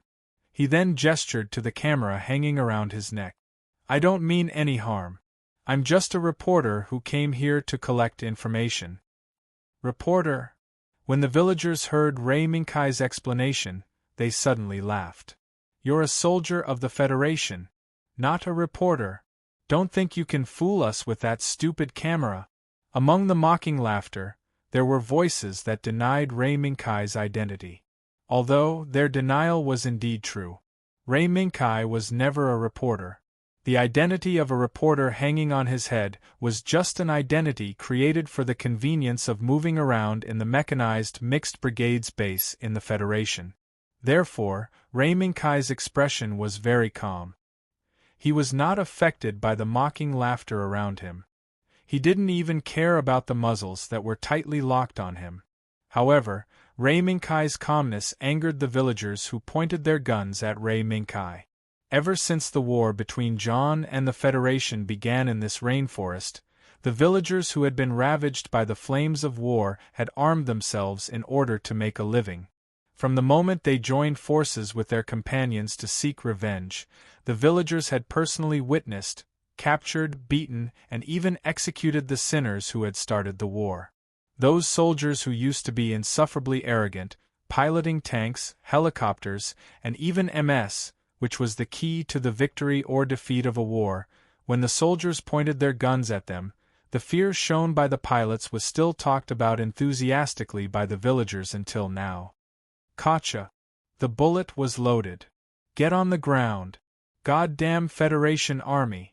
The calmer Ray Minkai was, the angrier the villagers were. Because the villagers didn't know if Ray Minkai had other companions hiding in the rainforest not far away.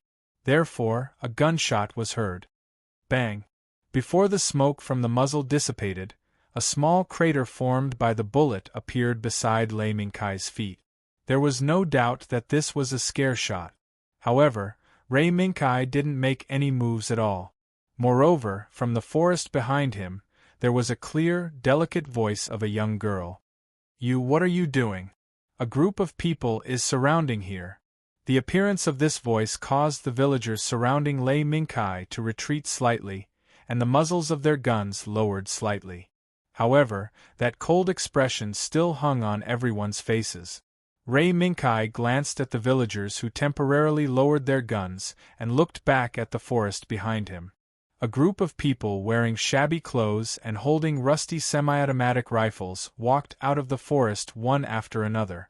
Among this group of people, there was a little girl who was wearing shorts and a short-sleeved shirt. Her hair was a little messy and was only casually tied up with a hairband. It seemed that the young girl's identity. Lei Mingkai's gaze lingered on the little girl for a moment before he shifted his gaze towards the crowd. It didn't matter if he didn't look or not. What a surprise! Captain Amada. How did I meet you here? In the crowd, Lei Mingkai saw a young man wearing the Federation's military uniform. He was Shiro Amada, who led the 8th Squad out to carry out a reconnaissance mission earlier. What Lei Mingkai didn't expect was that in this historical process where the 6th Squad wasn't severely injured and didn't ask for help from the 8th Squad, Shiro Amada, who shouldn't have been captured, actually appeared here. Second Lieutenant Lei Mingkai. Why are you here? Shiro Amada, whose hands were tied behind his back and his movements were controlled, saw Lei Mingkai surrounded by the villagers and shouted in surprise and joy. Second Lieutenant, could it be that you know the people here? Just in time. Shut up. Shiro Amada's surprise didn't last long before he was attacked by the gunman standing behind him with the butt of his gun. Lei Mingkai looked at Shiro Amada's defeated look and shook his head helplessly. Then, he looked at the little girl standing in front of the crowd. Excuse me, are you the leader here? Although Lei Mingkai asked this question, in fact, he had already guessed the identity of this little girl. Chichi Lokita. She was the daughter of the leader of the gunmen active in this area, and also the girl who had a crush on Shiro Amada in the original work. It seemed that the encounter between Chichi and Shiro Amada would still happen even with the influence of Lei Mingkai, an external factor. You are also from the Federation's army? It seems that you still recognize this bad guy. Forget it, men. Tie him up and bring him to the leader. The little girl, Chichi, didn't ask about Lei Mingkai's identity and why the villagers surrounded him. She just relied on the conversation between Lei Mingkai and Shiro Amada just now and made a decision. However, Shiro Amada would be captured without a fight, but it didn't mean that Lei Mingkai would be captured without a fight. Wait. I came here because I want to see your leader. Lei Mingkai picked up the camera hanging around his neck and waved it as he explained to Chichi. I'm just a war reporter. The reason I came here is nothing more than to interview you and make some equivalent transactions. Reporter? Transactions? Chichi was stunned and glanced suspiciously at the camera in Lei Mingkai's hand. She didn't seem to believe Lei Mingkai's words. But in the next moment, Shiro Amada shouted again. Yes, that's right. The second lieutenant is a war reporter. He's just here to interview you. When Shiro Amada shouted like this, Lei Mingkai's eyebrows suddenly twitched. Although he knew that Shiro Amada was still in the state of a hothead when he had just come to Earth from the universe, knowing and experiencing were two different things. Fortunately, Chichi seemed to be a little shaken. Go and get that guy's camera. Chichi pointed casually and called someone to go forward and ask Lei Mingkai for his camera. Lei Mingkai, on the other hand, generously handed his camera over. No matter how much Chichi studied it, she probably wouldn't be able to find anything. Therefore, the result was, of course, after Chichi looked at Lei Mingkai's camera several times, she no longer insisted on tying up Lei Mingkai. Instead, she arranged for two sturdy men to follow Lei Mingkai. Come with me.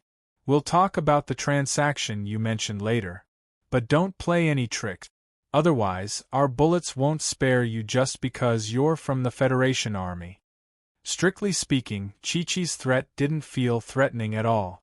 After all, even if she was the daughter of the militant leader, she was still just an underage girl. The villagers who surrounded Rei Minkai were dispersed. And Chi-Chi also brought Rei Minkai and Amada Shiro to a big house in the depths of the village. This might be Chi-Chi's house, which was also the militant leader's house. Perhaps because they were interested in the transaction Rei Minkai mentioned, Rei Minkai and Amada Shiro, well, especially Amada Shiro, didn't suffer any abuse. They were just pressed down on the stool and couldn't move. They could only desperately signal Rei Minkai with their eyes. This was because Amada Shiro knew that if he opened his mouth, he would definitely be taught a lesson. Fortunately, at this moment, he wasn't alone. Creak. At the same time, there was a slight sound of a heavy object rolling over a wooden board. At the same time, a man in a wheelchair with an eye patch over his left eye was pushed out of the house by Chi-Chi. He appeared in front of Rei Minkai and Amada Shiro. "You're the reporter that Chi-Chi mentioned?" The one-eyed man's eyes looked at Amada Shiro and Rei Minkai, and then fell on Rei Minkai. "Yes. Hello. You must be the leader of these people, right?" Rei Minkai nodded and admitted his identity without hesitation. "Yes. I'm their boss. You can call me Lokita. Mr. Reporter, what's your name?" The one-eyed man's attitude seemed to be very good. As he introduced himself, he raised his hand to signal his subordinates to loosen the suppression on Amada Shiro. Of course, these gestures of goodwill were all built on the basis of the deal that Rei Minkai had mentioned earlier. If the bargaining chip that Rei Minkai brought out later didn't meet the one-eyed man's requirements, Amada Shiro and even Rei Minkai himself would be in danger. "Rei Minkai. Mr. Lokita. Time is of the essence. I'll get straight to the point." Rei Minkai glanced at Amada Shiro, who was still winking at him, and directly put the bargaining chip on the table. "As you can see, I'm a reporter. Today I'm here to interview you and get some information that you know but our Federation doesn't." As he said this, Rei Minkai raised his hand and took out an A4 paper from his pocket, put it on the table, and pushed it to the one-eyed man. "Of course, if you accept my request for an interview and provide us with reliable information, then all the materials on this list will be yours." The one-eyed man, namely Lokita, didn't answer him at once. After exchanging glances with his daughter Chi-Chi, Chi-Chi took the list and studied it carefully before passing it to Lokita. After a while, Lokita, who had roughly read the list, raised his eyes and stared at Rei Minkai. There was no denying it. Rei Minkai's list had undoubtedly hit Lokita, and even the entire armed group's weakness. Drugs, food, even weapons were the most scarce materials in their armed group.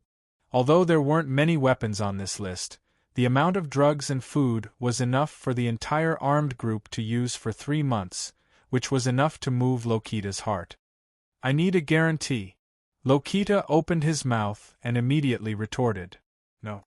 Whether it's the Federation's soldiers or the Gion Army's guarantee, we can't trust it. Compared to this empty piece of paper, I believe in the real thing more." Looking at Lokita's calm appearance, Rei Minkai slightly shook his head. This was something that Rei Minkai had foreseen. 1/3 of the materials on the list are now at the coordinates C323. It's not far from here, so you can send someone to check it. Rei Minkai casually pulled a stool from the side and sat down, showing a look of "I've already said it, and now it's up to you." Rei Minkai's above-board counterattack made Lokita stunned for quite a while. At the same time, he gained a new recognition about this young man who claimed to be a war correspondent. "Ha ha ha ha ha. Good. Cool. You go to the coordinates," he said. "Wait." When Lokita's men went out to check the materials, Rei Minkai stopped them and threw a hand-drawn map to them. "This is a map in case you can't find the place. Although it's hand-drawn, I think you can find it since you're born and raised here." Lokita stared at his men who were holding the map in a daze, and after driving them out, he stared at Rei Minkai. I didn't expect there to be such an interesting second lieutenant in the Federation's army. Very good. Very good. I'm just an ordinary person. Leader Lokita, can you let go of my colleague now? Rei Minkai smiled slightly, indicating that he was not worthy of Lokita's praise. Lokita glanced at Amada Shiro, snorted slightly, and signaled his men to let go of Amada Shiro. Young second lieutenant, quickly tell them to let me go. The combat mission is about to start. Once he was let go, Amada Shiro immediately rushed to Rei Minkai and said quickly. In the conversation between Rei Minkai and Lokita just now, Amada Shiro could see that Rei Minkai already had some authority. Therefore, in order to ensure the combat plan he made not long ago, Amada Shiro immediately asked Rei Minkai for help. Combat plan? Rei Minkai frowned and subconsciously looked at the clock on the wall. 15:10. It can't be so coincidental, right? Surprise flashed across Rei Minkai's face. His mind was also quickly replaying what happened at the edge of the jungle just now. It turned out that the wheel of history was still firmly turning along the original track. The reason why Amada Shiro was so anxious, it was probably when Karen, Sandus, Elidoya, and the others from the 8th Squad were attacking Gion's stronghold in the nearby village. Captain Amada, calm down. We will catch up. Rei Minkai had just comforted Captain Amada. The people who went out to check the situation of the supplies hurriedly rushed into the house. Boss. The supplies are real. So many. Looking at his subordinate who was out of breath but whose face was full of joy, Lokita's remaining right eye flashed with a bright light. He asked Chi-Chi to push him in front of Rei Minkai and raised his hand to indicate, "Let's go." Good. Since you have already expressed your sincerity, then we have a deal. Thank you very much, leader. But now I have a presumptuous request. After Rei Minkai reached out and shook hands with Lokita, he immediately made a request. And? Is it this team captain's combat mission? Sure. But we need to get half of the supplies of those Gion bastards. Lokita straightforwardly agreed to Rei Minkai's request and raised the condition. No problem. Now, can I go back? Amada Shiro, who cared about his teammates, immediately agreed when he heard that he could go back. Chi-Chi, you lead the way. Then, this reporter friend, can you stay here and chat with this old man? Of course.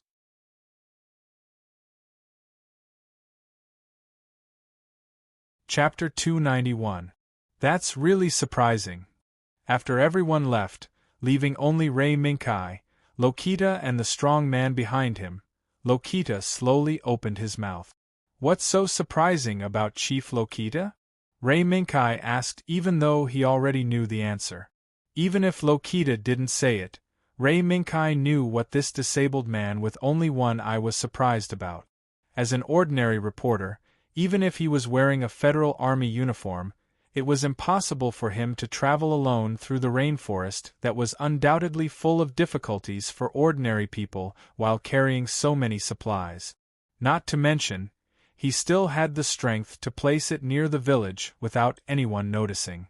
Therefore, as long as Lokita wasn't stupid, he would naturally think about this. Seeing Rei Minkai's obviously acting dumb, Lokita snorted and didn't point it out. Instead, he changed the topic and raised his hand to signal the strong man behind him. The strong man nodded and turned to walk into the inner room. Then, Mr. Second Lieutenant, what do you want to know? If you just want to interview us and give us such a valuable gift, then I'll accept it. Lokita's remaining eye flashed with shrewdness. Ha! I know I can't hide it from you, Chief Lokita. That's right. My purpose here is not as simple as an interview. My purpose is to find out the distribution of the Gion army's strongholds nearby. Rei Minkai's words made Lokita frown. However, after pondering for a while, a trace of understanding appeared on his face. At the same time, the strong man who walked into the inner room returned to Lokita's side with a stack of 3 centimeters thick photos in his hand. Second Lieutenant. You must be here for this, right? Lokita took the stack of photos from the strong man and handed them to Lei Minkai. At the same time, he slowly said, "A few days ago, there was a battle between the Federation and Gion not far from the east. The result of this battle was that the Federation seized the goods transported by the Gion army and defeated Gion army. I believe Mr. Reporter should know about this." Lei Minkai nodded as he took the photo from him. "Yes. Not only do I know about it, but I also experienced the battle." However, before Lei Minkai could finish his words, he was attracted by the shadow in the photos. The shadow had a shape that defied aerodynamics, but the high protruding cockpit and the flat and wide weird shape made Lei Minkai recognize it at a glance. Dora. This was a transport aircraft developed by Gion. It was mainly used to transport soldiers and supplies. Such an airframe was actually photographed by Lokita's men somewhere in the rainforest. From the photos, it was not difficult to see that this Dora was flying above the rainforest in a single airframe. Moreover, it was flying at the lowest altitude of the flight limit. Could even fly close to the top of the trees. It's true that the skilled are bold. Lei Minkai looked at Dora in the photos and secretly sighed. Lokita ignored Lei Minkai's exclamation of Dora's pilot's boldness and continued, "That's right." He continued, "The time when this airframe appeared is estimated to be around the time when the Federation and Gion were fighting.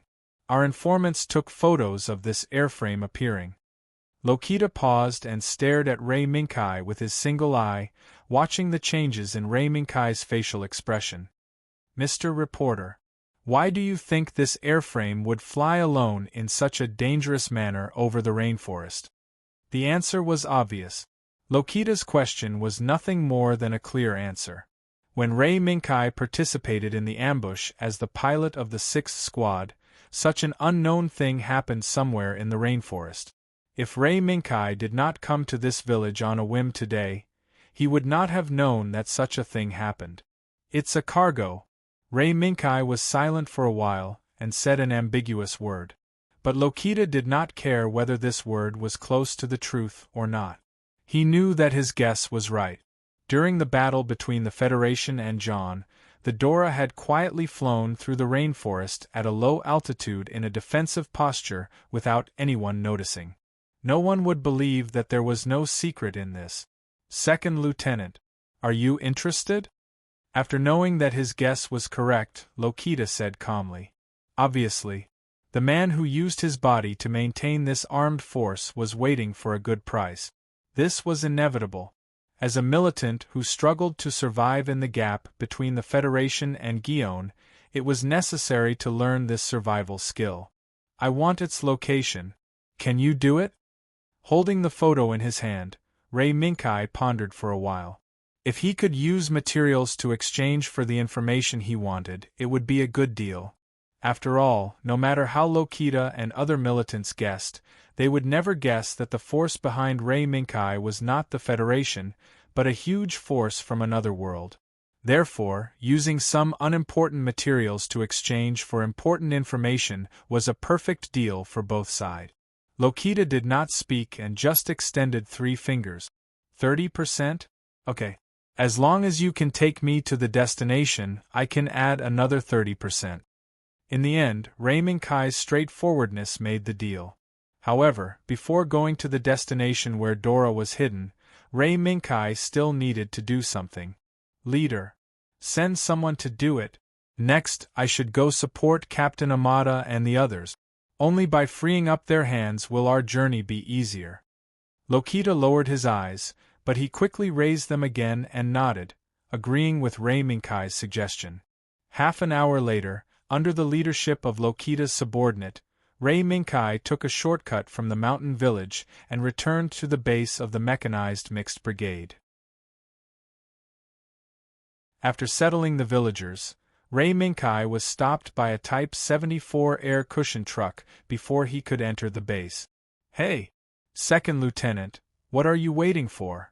Your body is waiting for you." Moster stuck his head out from the sunroof and waved at Ray Minkai. Quick! Second Lieutenant!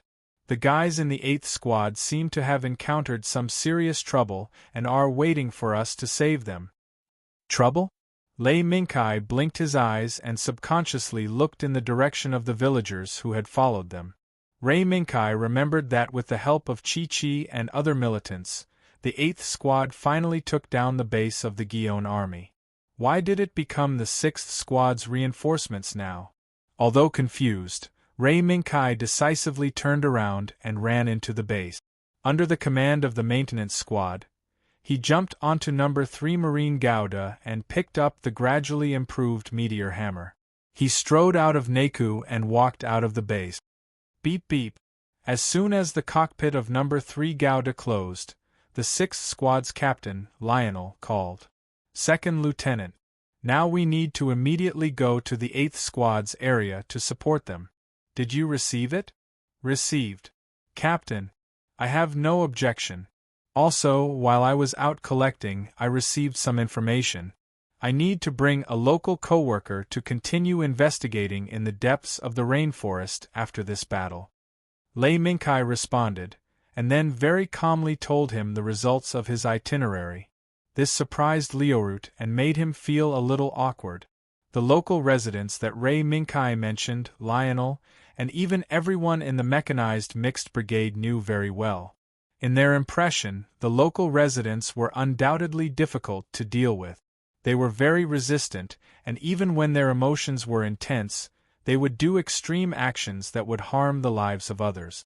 After hesitating for a while, Lionel still said, "In that case, let him ride on Amherst's hover truck, but we must give him an alert.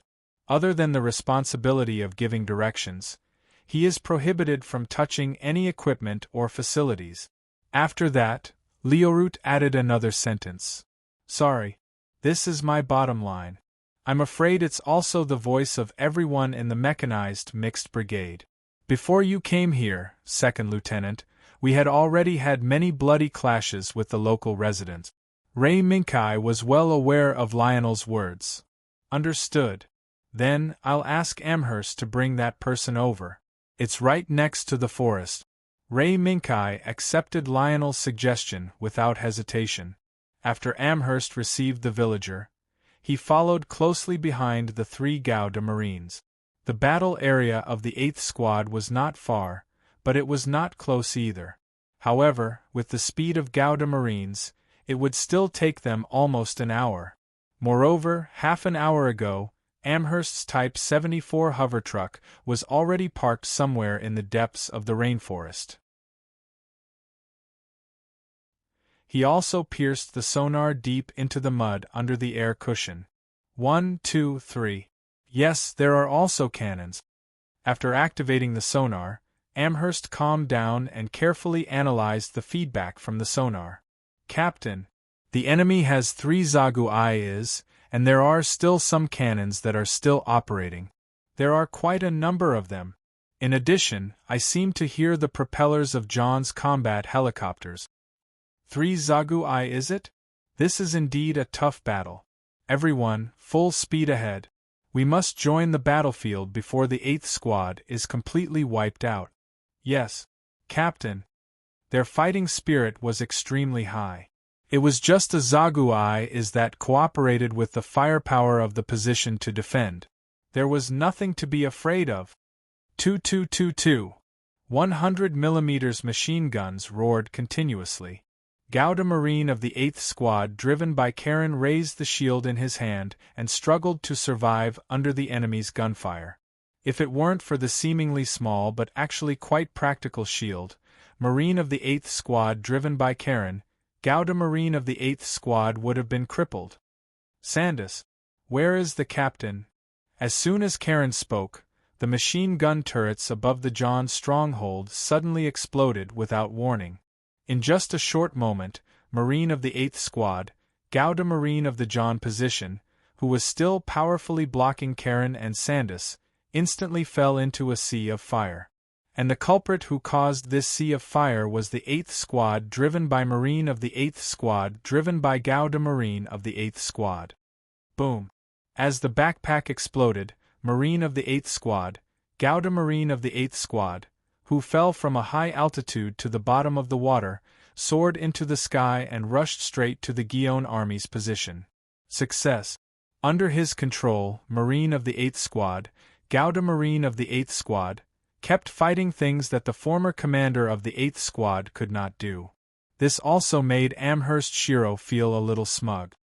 Be careful. The helicopter is coming.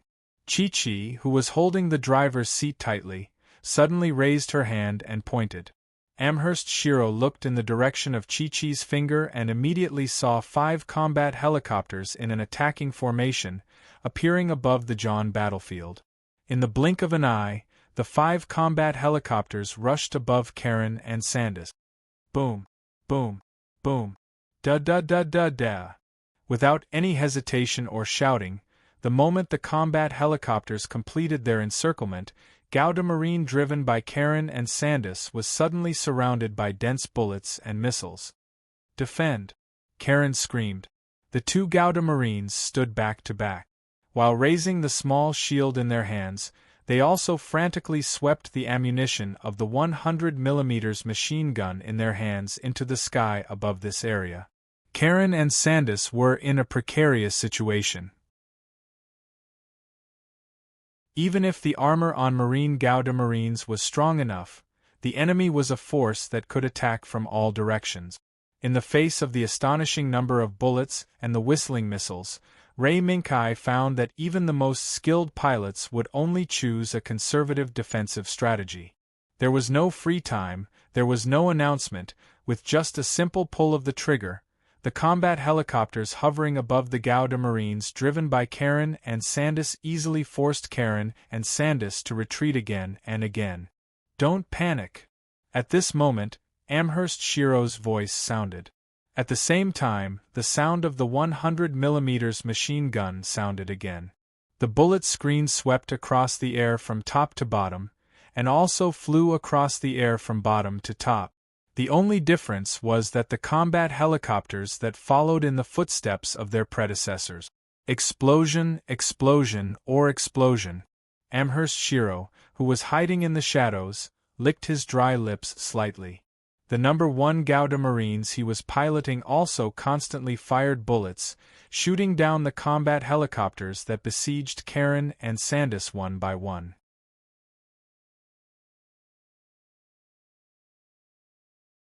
Chapter 292. The small mountain village located in the tropical rainforest originally stood aloof from worldly affairs, but it was not spared by the tide of war set off by Guion. At this time, the small mountain village forcibly occupied by Guion ushered in a fierce battle. This new weapon that subverted the entire battlefield became the protagonist at this moment. Boom, boom, boom. On the top of the mountain, the turrets continued to fire fiercely at the 2 Marines Gauda that jointly attacked the small mountain village that had been turned into a frontline stronghold by the Guion army. If it weren't for the fact that Marine Gauda's strength was far superior to Jim's, he would have been immobilized by the fierce gunfire. The fierce artillery fire caused a huge commotion, constantly tearing apart the tranquility of the rainforest, spreading the news of the battle to even further places. This is a big commotion. On a hillside not far away, the 6th Squad that had just arrived was carefully observing the fierce battle through high-powered binoculars. Zagu hasn't appeared yet. Looking at the overall situation, although the battle was fierce, as the protagonist of Guion's side, the MS Zagu Eye that once brought great fear to the Federation army still showed no signs of moving. Ray Minkai's high-powered binoculars had been staring at the tall Neku hidden behind the mountain village. Maybe he wants to wait for the situation to change before using it. Lionheart's high-powered binoculars also moved over and observed the battlefield with Ray Minkai. No. It's changing. It's the top of the mountain. Unexpectedly, just as Lionheart's gaze fell on the Neku, a battle that could change the battlefield appeared on the top of the mountain. It's him? Captain Amada of the 8th Squad.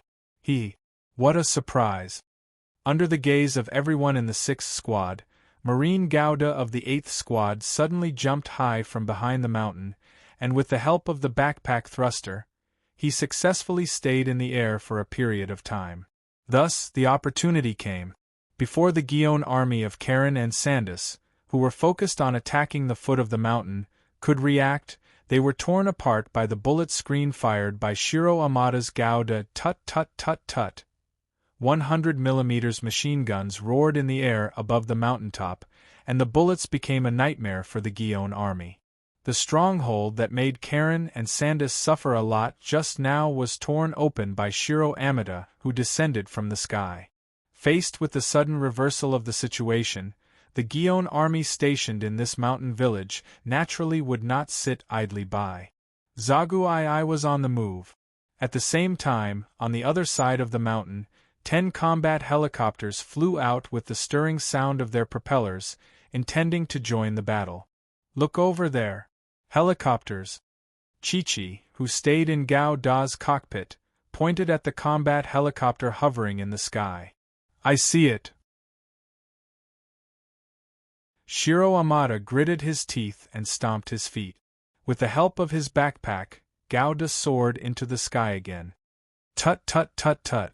While Gouda rushed into the sky, the bullet screen fired by the 100mm machine gun in its hand almost blocked the route of the 10 combat helicopters and successfully blew up the leading navigator and the 2 combat helicopters on its left and right.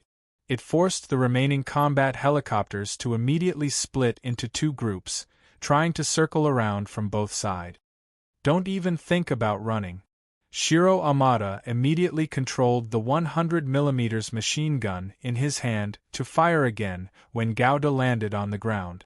However, after being shocked by the effect of Shiro Amada's jump attack just now, the remaining combat helicopters did not get too close to Gouda. Instead, they split up again and used a 322 formation to restrain Shiro Amada, Karen, and Sandus. The purpose was obvious. It was to stall for time as much as possible so that Zagu-I, who was staying in Neku, could get time to move out. Da-da-da-da. The bullets kept hitting Gao Da's thick armor, but they could not create enough scars on it to hurt Gouda. Hey, Shiro, get rid of these annoying flies quickly. Those Zagu are coming. Chi-Chi, who was holding the driver's seat tightly, shouted repeatedly. I know, but... Shiro Amada's eyes wandered around, trying to find the flaws between the 3 combat helicopters that were besieging him, but he could not find the best time to attack in time. After all, the other party was just trying to stall for time, not taking the risk to blow up Gouda. At this moment, the 3 helicopters besieging Gouda suddenly dispersed. Zagu? Coming. Below the combat helicopters, a huge humanoid weapon with green paint slowly came in front of Gouda. This was the main weapon of the Guion army, Zagu-I. Zagu is on the move. It's time for us to make our appearance. The appearance of Zagu not only encouraged the Guion army, who were fighting hard on the front line, but also announced that the time for the 6th Squad to make their appearance had arrived. 6th Squad. It's time. We can't let the 8th Squad wait for too long. Putting down the high-powered binoculars in his hand, Liort's voice also sounded in the communication channel. Yes. Under Liort's order, the 3 Gouda, including Rei Minkai, immediately rushed toward the battlefield that was already in full swing. Meanies, you come with me to support Karen of the 8th Squad. Rei Minkai, you go to the top of the mountain. Roger. After Rei Minkai responded to Liort's order, the number 3 Gouda, he piloted turned around and left the 6th Squad's formation and rushed toward the top of the mountain. Although the 6th Squad's position at this moment was not too close to the center of the battlefield, the movement of the 3 Gouda's rapid movement was immediately discovered by the combat helicopters hovering above the battlefield. So, one of the 2 helicopters that were entangling Sandus directly separated and flew straight toward Rei Minkai's number 3 Gouda. The flies are coming. Rei Minkai frowned and suddenly stomped his foot.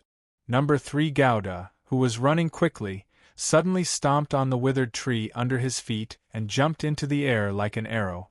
Immediately afterward, Number 3 Gouda opened his arms and exposed the Vulcan cannon mounted on his left chest. Da-da-da-da-da. In the next second, Ray Minkai did not hesitate to pull the trigger at the moment when the crosshair locked onto the oncoming combat helicopter. Ding-ding. Boom. Once again. These combat helicopters that had just survived Shiro Amada's attack were once again blown up by the same attack. Woo! Boom! Although Gouda was not equipped with an armed backpack, Number 3 Gouda had a heavy meteor hammer in his hand at this moment. Therefore, this huge machine of more than 60 tons smashed a big hole in the rainforest. Rumble, and behind Number 3 Gouda, who fell to the ground, was the combat helicopter that was blown up in the air. Suddenly, a feeling of electric shock flashed through Ray Minkai's mind without warning. At the same time, Ray Minkai, who didn't have time to react, instinctively pulled the lever and stepped on it. Number 3 Gouda, who was running forward, stopped his body, and in the blink of an eye, he completed the action of squatting down and retreating. In just an instant, a bright arc of light brushed past Number 3 Gouda's body. Jagu! Taking a few steps back, when Number 3 Gouda raised the small shield on his left arm to protect his body, Ray Minkai also saw a chilling light in the dark tropical rainforest in front of him. Boom! Boom! The roar of the machine sounded slowly, and at the same time, the heavy sound kept approaching Number 3 Gouda. When the light from the dark tropical rainforest completely appeared in front of Ray Minkai, its true appearance was revealed. Jagu! Ray Minkai narrowed his eyes slightly. The enemy in front of him was undoubtedly the Zagu 2 used by the Jiwang Army's ground troop. However, what he was concerned about was that the Zagu 2 that appeared in front of him did not give him the feeling of a miscellaneous soldier. Instead, it gave him the feeling of a ferocious tiger that was waiting for an opportunity to devour people. Tiger? As soon as he thought of this word, a name immediately appeared in Ray Minkai's mind. Norris Barkard. This was a man with superb MS piloting skills. He once single-handedly caused the 8th Squad to fall into a bitter battle. In the end, in the battle with the Easy 8, he successfully knocked down 3 mass-produced steel tanks that could threaten the launch of the spaceship and died in the hands of Shiro Amada. This was undoubtedly a man with great personal charm. Moreover, among some Gouda fans, he, Norris Barkard, and Lombalars even launched a catfight with the title of Tiger King. What was the result of this catfight? Ray Minkai couldn't remember clearly. But at this moment, the Zagu eye that appeared in front of him gave Ray Minkai a clear and powerful sense of pressure.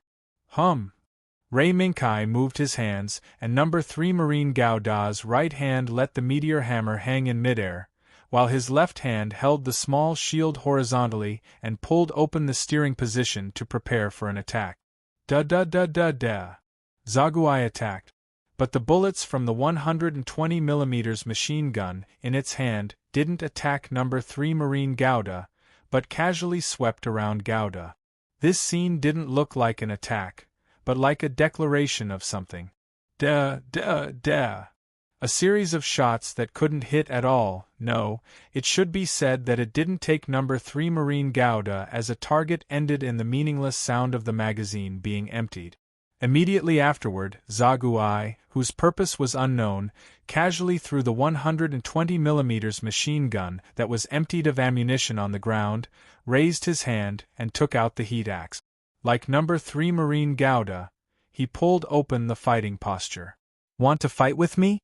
Who is sitting in this Zaguai? Even though questions kept popping up in his mind, Ray Minkai focused on what was in front of him. In the distance, the intense gunfire seemed to have increased several times. It seemed that Team 6 and Team 8 had completed the rendezvous. Boom! All of a sudden, a combat helicopter, which was forced to flee by the two teams after the rendezvous, was shot into a fireball the moment it flew to the area where Number 3 Marine Gouda and Zagu I confronted each other. At the same time, The light emitted by this combat helicopter also became the signal for the battle between No. 3 Marine Gouda and Zagu-I at this moment. Woo! Boom! The propulsion backpacks of both sides were activated at the same time. In the roar of the propulsion flames, No. 3 Marine Gouda and Zagu-I took a step and rushed out dozens of meters away. Ray Minkai moved his hand, and the meteor hammer behind No. 3 Marine Gouda burst into a bright flame. At the moment when the flame burst out, it rushed into the air, under the cover of No. 3 Marine Gouda, went from behind No. 3 Marine Gouda to the left, and went straight to Zagu-I's waist. Bang! The loud sound of gold and iron colliding echoed in the rainforest, which also meant that No. 3 Marine Gouda's meteor hammer was blocked. But Ray Minkai did not continue to fight. Even at the moment when Zagu-I blocked the meteor hammer with the heat axe in his hand, he immediately changed the operation mode of the rocket thruster on the meteor hammer, allowing the meteor hammer to escape from the blade of the heat axe in time. However, even if Ray Minkai's operation was very timely, the heat axe in Zagu-I's hand still left a burn mark on the surface of the meteor hammer. As soon as the meteor hammer retreated, Zagu-I immediately took advantage of the victory to pursue. It stomped on the ground, and its huge steel body launched another attack. The first to attack No. 3 Marine Gouda was not the heat axe in Zagu-I's hand, but its shoulder shield. Collide. Ray Minkai saw this and sneered. No. 3 Marine Gouda moved his feet, quickly took a few steps back, and the meteor hammer struck again. Taking advantage of Zagu-I's initiative to rush up, No. 3 Marine Gouda's meteor hammer was tightly attached to the ground, twisting its body like lightning, and quickly rushed into Zagu-I's blind spot. Boom! They collided. Zagu-I's sprint speed was very fast.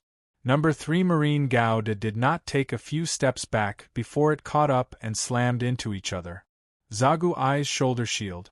The small shield on No. 3 Marine Gouda's left arm was tightly attached to each other at this moment. The parts of the two airframes also made a low whining sound at this moment, as if protesting against the reckless behavior of the pilots on both sides. Under the constant resistance of Zagu-I and No. 3 Marine Gouda, sparks gradually burst out from the contact part of the two shields. Looking at this situation, was it a stalemate? No. Ray Minkai's left hand moved slightly, and the meteor hammer that had lurked in Zagu-I's blind spot was launched. Boom! At the moment when the rocket thruster of the meteor hammer burst out with strong flames, the meteor hammer rushed to the top of Zagu-I's head and launched a fatal blow. However, Zagu-I, who was wrestling with No. 3 Marine Gouda, seemed to have eyes in the back of his head. At the moment when the meteor hammer fell from the sky, he suddenly retreated, which forced No. 3 Marine Gouda to exert too much force for a moment, and he couldn't stop his body from leaning forward at all, and was completely exposed to the attack of the meteor hammer. In the next moment, the meteor hammer from the sky would fall on the head of No. 3 Marine Gouda. Killer move. This was a killer move to kill with a borrowed knife. In the end, the meteor hammer did not fall on the head of No. 3 Marine Gouda. Ray Minkai, who pressed his left thumb on the manipulator that controlled the direction of the meteor hammer's movement, looked at Zagu-I, who had retreated a distance. Even if the person sitting in Zagu-I was not Norris Barkard, it was probably the unknown AC of the Gion army, right?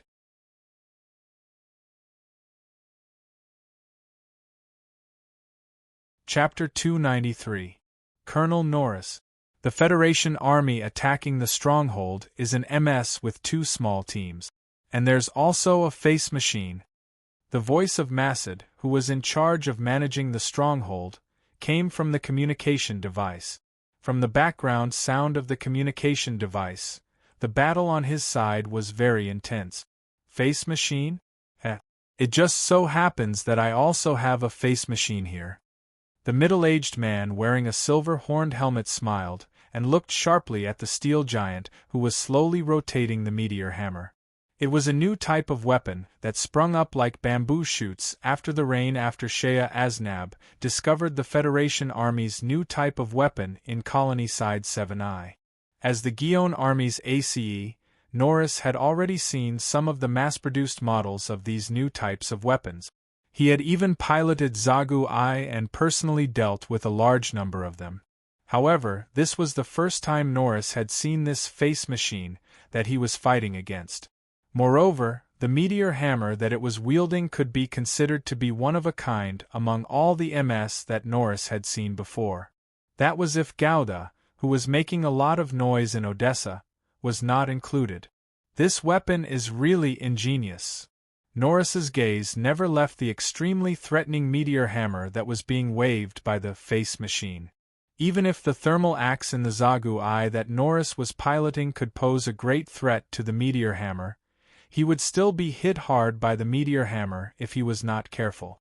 Especially in the short exchange just now, Norris could be said to have figured out the truth behind the meteor hammer, or rather, how to push the meteor hammer to make a series of unimaginable and impossible to guard against attack. Heh. Come on. Let me see your strength again. Such a strange weapon and a pilot that was not inferior to him made Norris have a determination to not admit defeat. But Colonel Norris, I have discovered a new situation. Massad's voice sounded again. But Norris did not have time to reply to him, because, at this moment, the Zagu-I that Norris was piloting was fighting with the face machine that they were talking about. Interesting. Really interesting. I didn't expect there to be an ACE in the Federation Army. After a few rounds, Norris realized that his Zagu-I was not gaining any advantage. Of course, the same went for the machine with a face. After gradually understanding the strange patterns of the meteor hammer, Norris began to launch more and more attacks. However, that didn't mean that Norris had a way to defeat the face machine. From the beginning of the fight, his opponent was just like him, only using his fists and melee weapons. It was as if both sides were fighters who had walked out of the arena to engage in a melee fight. Massad, what is it?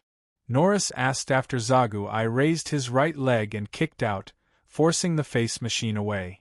Colonel, you finally responded to me.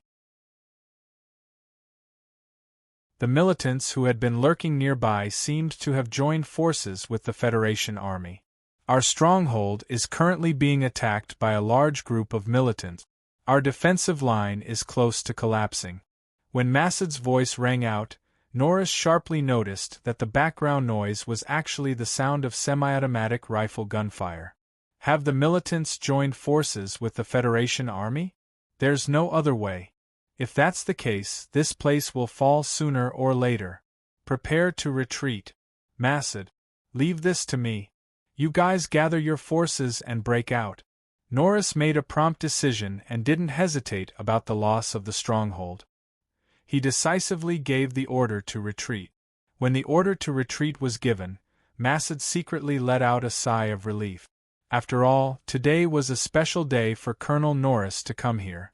If something like this happened, it was inevitable that he would be held responsible by the Technical Major General, Kenyas. However, if Norris, who was about to join the Sakhalin family, spoke on his behalf, then the negative impact of losing this stronghold would be greatly reduced. Putting aside Massad, who was both dejected and relieved, he once again turned his attention to the duel between Norris and the faceless machine. Really troublesome. The face machine, which was the pilot of No. 3 land fighter Gouda, Ray Minkai's gaze was somewhat serious. Zagu-I, no, it should be said that the land fighter Zagu-I in front of him that was designed and built for the Southeast Asian battlefield, although its performance was not as good as land fighter Gouda, its pilot was still a problem. Norris barked. Is it really you? No. 3 land fighter Gouda quickly swung the meteor hammer in his hand, creating gusts of wind. In the next second, No. 3 land fighter Gouda's left foot suddenly stepped forward, and at the same time, his right hand swung out. Boom! Using the potential energy from his right hand, the meteor hammer with rocket propellers fully activated turned into a blur, broke through the sky, and flew straight towards the land fighter Zagu II. Good timing. Seeing the incoming meteor hammer, Norris revealed a sinister smile, but Norris did not plan to meet force with force. Anyone who saw the menacing meteor hammer would know that it wouldn't end well for them if they were to forcefully take on this meteor hammer. They might even die on the spot. Thus, Norris's feet alternately stepped down, and the land fighter Zagu I shifted its feet, and actually dodged the meteor hammer's direct attack. Then, it suddenly raised the heat axe in its hand, and rushed towards the chain of the meteor hammer. Norris knew that no matter how strange the meteor hammer's attack method was, as long as its chain was cut off, the strange meteor hammer would only fall to the ground and become a useless piece of junk. However, the heat axe that suddenly chopped down hit empty air. In Norris's imagination, the meteor hammer that was cut off by the chain and turned into a useless piece of junk did not appear. What appeared in front of him was still the meteor hammer in the hands of No. 3 land fighter Gouda. As it turned out, when the heat axe was chopping down, the rocket propellers on the meteor hammer, under the control of Ray Minkai, instantly completed a few changes in direction. With just a light turn, the meteor hammer's chain was able to escape the fate of being chopped off. Ha ha ha ha ha. Interesting. Interesting. Norris was stunned and then suddenly laughed out loud. At the same time, in the midst of his laughter, he decisively began the next step. In the face of such a strange meteor hammer, if he continued to pull away, it would undoubtedly be an act of suicide. If it was a normal pilot facing this strange meteor hammer, he would probably have died many times over. Norris thought so. At this time, the materials were strictly controlled, and the experiment was gradually entering the most critical moment. As the main force, Zagu II, if there were any losses, then the secret research base used by the Gion army would be in big trouble. Charge! Charge! Charge! Holding the heat axe, under the control of Norris, the land fighter Zagu II lowered its head and lowered its waist, aiming the spiked shoulder pad on its left shoulder at No. 3 land fighter, Gouda. It was another collision. Ray Minkai's response was still to throw out the meteor hammer, and once again attacked the land fighter Zagu II from top to bottom. However, just as the land fighter Zagu II was about to hit No. 3 land fighter, Gouda, and the meteor hammer was about to hit the land fighter Zagu II's head, the land fighter Zagu II's body suddenly lowered, and with the movement of a football player, it suddenly slipped past No. 3 land fighter, Gouda. Boom! The meteor hammer from top to bottom smashed heavily on the ground. However, the land fighter Zagu II that was supposed to be hit by the meteor hammer had already slid a long distance, and barely touched the edge of the dense forest. Puff! Chi! Ray Minkai, who reacted, immediately controlled No. 3 land fighter, Gouda, to turn around and chase, but was blocked by the thick smoke suddenly released by the land fighter Zagu II. Ha ha ha! The pilot of the Federation! Let's leave the duel between us for next time. In the billowing smoke, it was a message sent by an unfamiliar voice through the International Emergency Channel. Norris barked. Listening to this unfamiliar yet somewhat familiar voice, the doubts in Ray Minkai's heart gradually became clear. The John pilot who fought with him just now was probably really Norris barked. He didn't expect to meet this legendary Tiger King in such a way. The only pity was that this Tiger King didn't seem to have the determination to fight to the end. Is it really the influence of that side? Looking at the gradually dissipating smoke and the dense forest that appeared in front of him again, Ray Minkai glanced at the stronghold that had gradually changed from the sound of guns and cannons to the sound of gunfire from time to time, and sighed secretly. Although this duel was unexpected, he still couldn't enjoy it to the fullest. After silently observing the surroundings for a while, Ray Minkai, who confirmed that there were no more enemies nearby, controlled No. 3 land fighter, Gouda, to move toward the stronghold again. On the way, Ray Minkai also received a communication from Lionheart. Second Lieutenant. Where are you now? I just accepted a battle. It's very likely to be the enemy's ace, but unfortunately, the opponent ran away. Ray Minkai glanced at the map.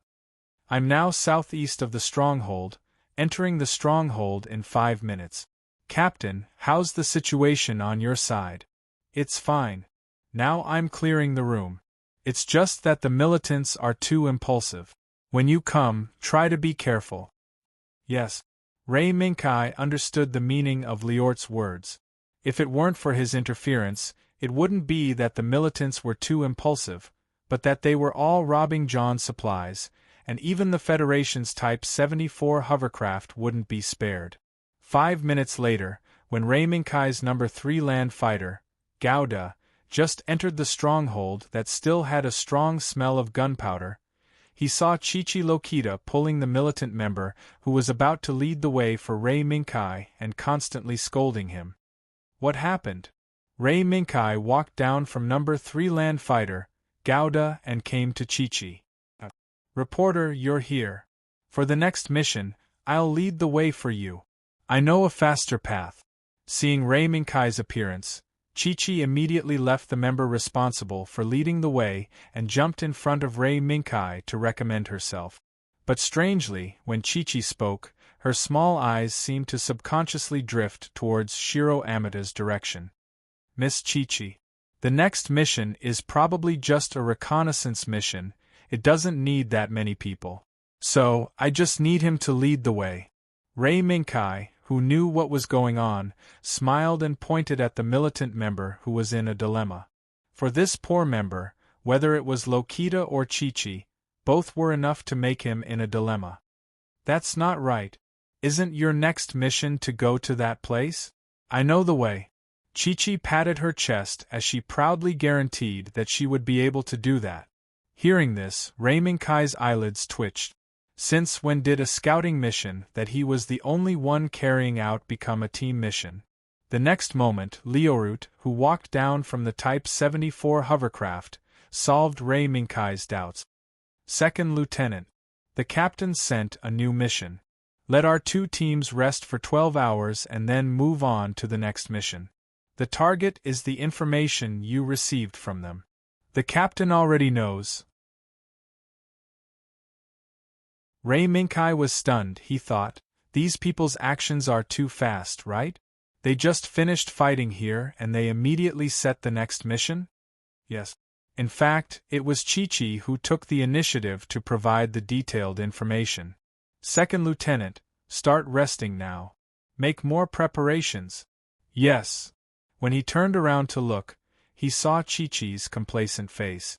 Regarding this, Lei Minkai could not help but secretly sigh. The supplies he gave were not even enough for someone to brush her face once. Really, comparing yourself to others will only make you angry. In the depths of the rainforest, Norris walked down from the Zagutu that was covered in fallen leaves. He raised his head and looked at the temporary camp he was in. Colonel Norris, please come here. Our commanding officer has been waiting for a long time. Under the lead of the guard who came to welcome him, Norris saw Masad, who had a thick bandage on his right arm that was dyed red with blood. His right forearm was broken. Masad, what happened to you? Norris showed a hint of surprise. Due to excessive blood loss, Masad's face was very pale, but he still persevered. He raised his left hand and grabbed Norris' arm. This is considered lucky. An arm in exchange for a life, it is worth it. Colonel Norris, I'll leave this temporary camp to you. Please guard this place before the X3 engine is transferred to the base. X3 engine? What is that? Norris was stunned and asked subconsciously. I don't know. What I know is that this engine is very likely to be used in the secret weapon developed by Major General Kenyas. Therefore, we must do everything possible to send it to the base. Masad's words made Norris ponder for a moment. Masad, I remember a few days ago, wasn't a certain energy device stolen by the Federation? Don't tell me that is. Norris' speculation made Masad laugh, but because his movements were too big, He accidentally pulled on his wound and couldn't help but groan in pain. Colonel Norris. What the Federation stole was only a fake. The real X3 engine is rushing here. Ha ha ha ha. Even if the Federation were to break their heads, they would never have thought that those devices with powerful energy sources would be fakes.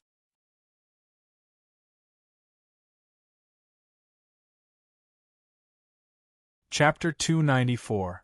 Outside the Earth-Moon system, on a certain remote sea route, a lone asteroid was flying quickly along a set orbit. This might be an inconspicuous flight during the long years of the asteroid's formation, but at this moment, this asteroid that should not have been discovered or recorded by the world welcomed a group of guests. Course confirmed, docking into target orbit. It was a spaceship painted with the flag of the most powerful force in the current human world, Gewing Principality. It was slowly approaching this asteroid that had wandered in the endless darkness for countless years from the distant universe. The helmsman of this spaceship had superb technology. In less than a third of the original plan, he completed the task of docking into the asteroid's synchronous orbit. Captain. Successfully docked into orbit. It's time to let those treasure hunters get off the ship. The black helmsman, who had 3 golden earrings on his left ear, gave a thumbs up to the bearded middle-aged man who was sitting in the commander's seat behind him. And, notify everyone, let those bastards get off the ship and go treasure hunting. This spaceship will follow the original plan and perform a troubleshooting on the synchronous orbit. The time limit is 72 hours. Let those bastards complete the first wave of search after this time limit. Yes, Captain. Half an hour later, the spaceship's hatch gradually opened. A group of humans wearing thick spacesuits with both hands on the handles of space engineering drones slowly landed on the surface of the asteroid. Successfully landed. Teams, report the situation. Team 1 safe. Team 2 safe. Team 3, as soon as the third group responded, their voices were drowned out by a burst of noise. Hello? Team 3. Team 3. What happened? The commander of this treasure hunting team suddenly paused in his heart. Could it be that they encountered an accident? Therefore, when the commander hurriedly called for people to rush to the location of the third team, he was shocked by the amazing scene that appeared in front of him. Heavenly Father! The treasure we are looking for has actually appeared by itself. On the transparent space mask, the shadow of the crystal-clear irregular object that broke out of the ground was faintly reflected. You see, era year 0078 August. Me, a nobody fighting for the independence of Guion. Under the guidance of the great General Julien, they crossed the dark universe and finally found the key to defeating the evil Federation on a small planet that should not exist in this world. The dimly lit underground space was dispelled by the lights that were turned on, revealing the prototype that had just come offline to everyone. This is. What appeared in front of the woman was a tortoiseshell. There was a Zagu standard head monitor in the center of the front armor.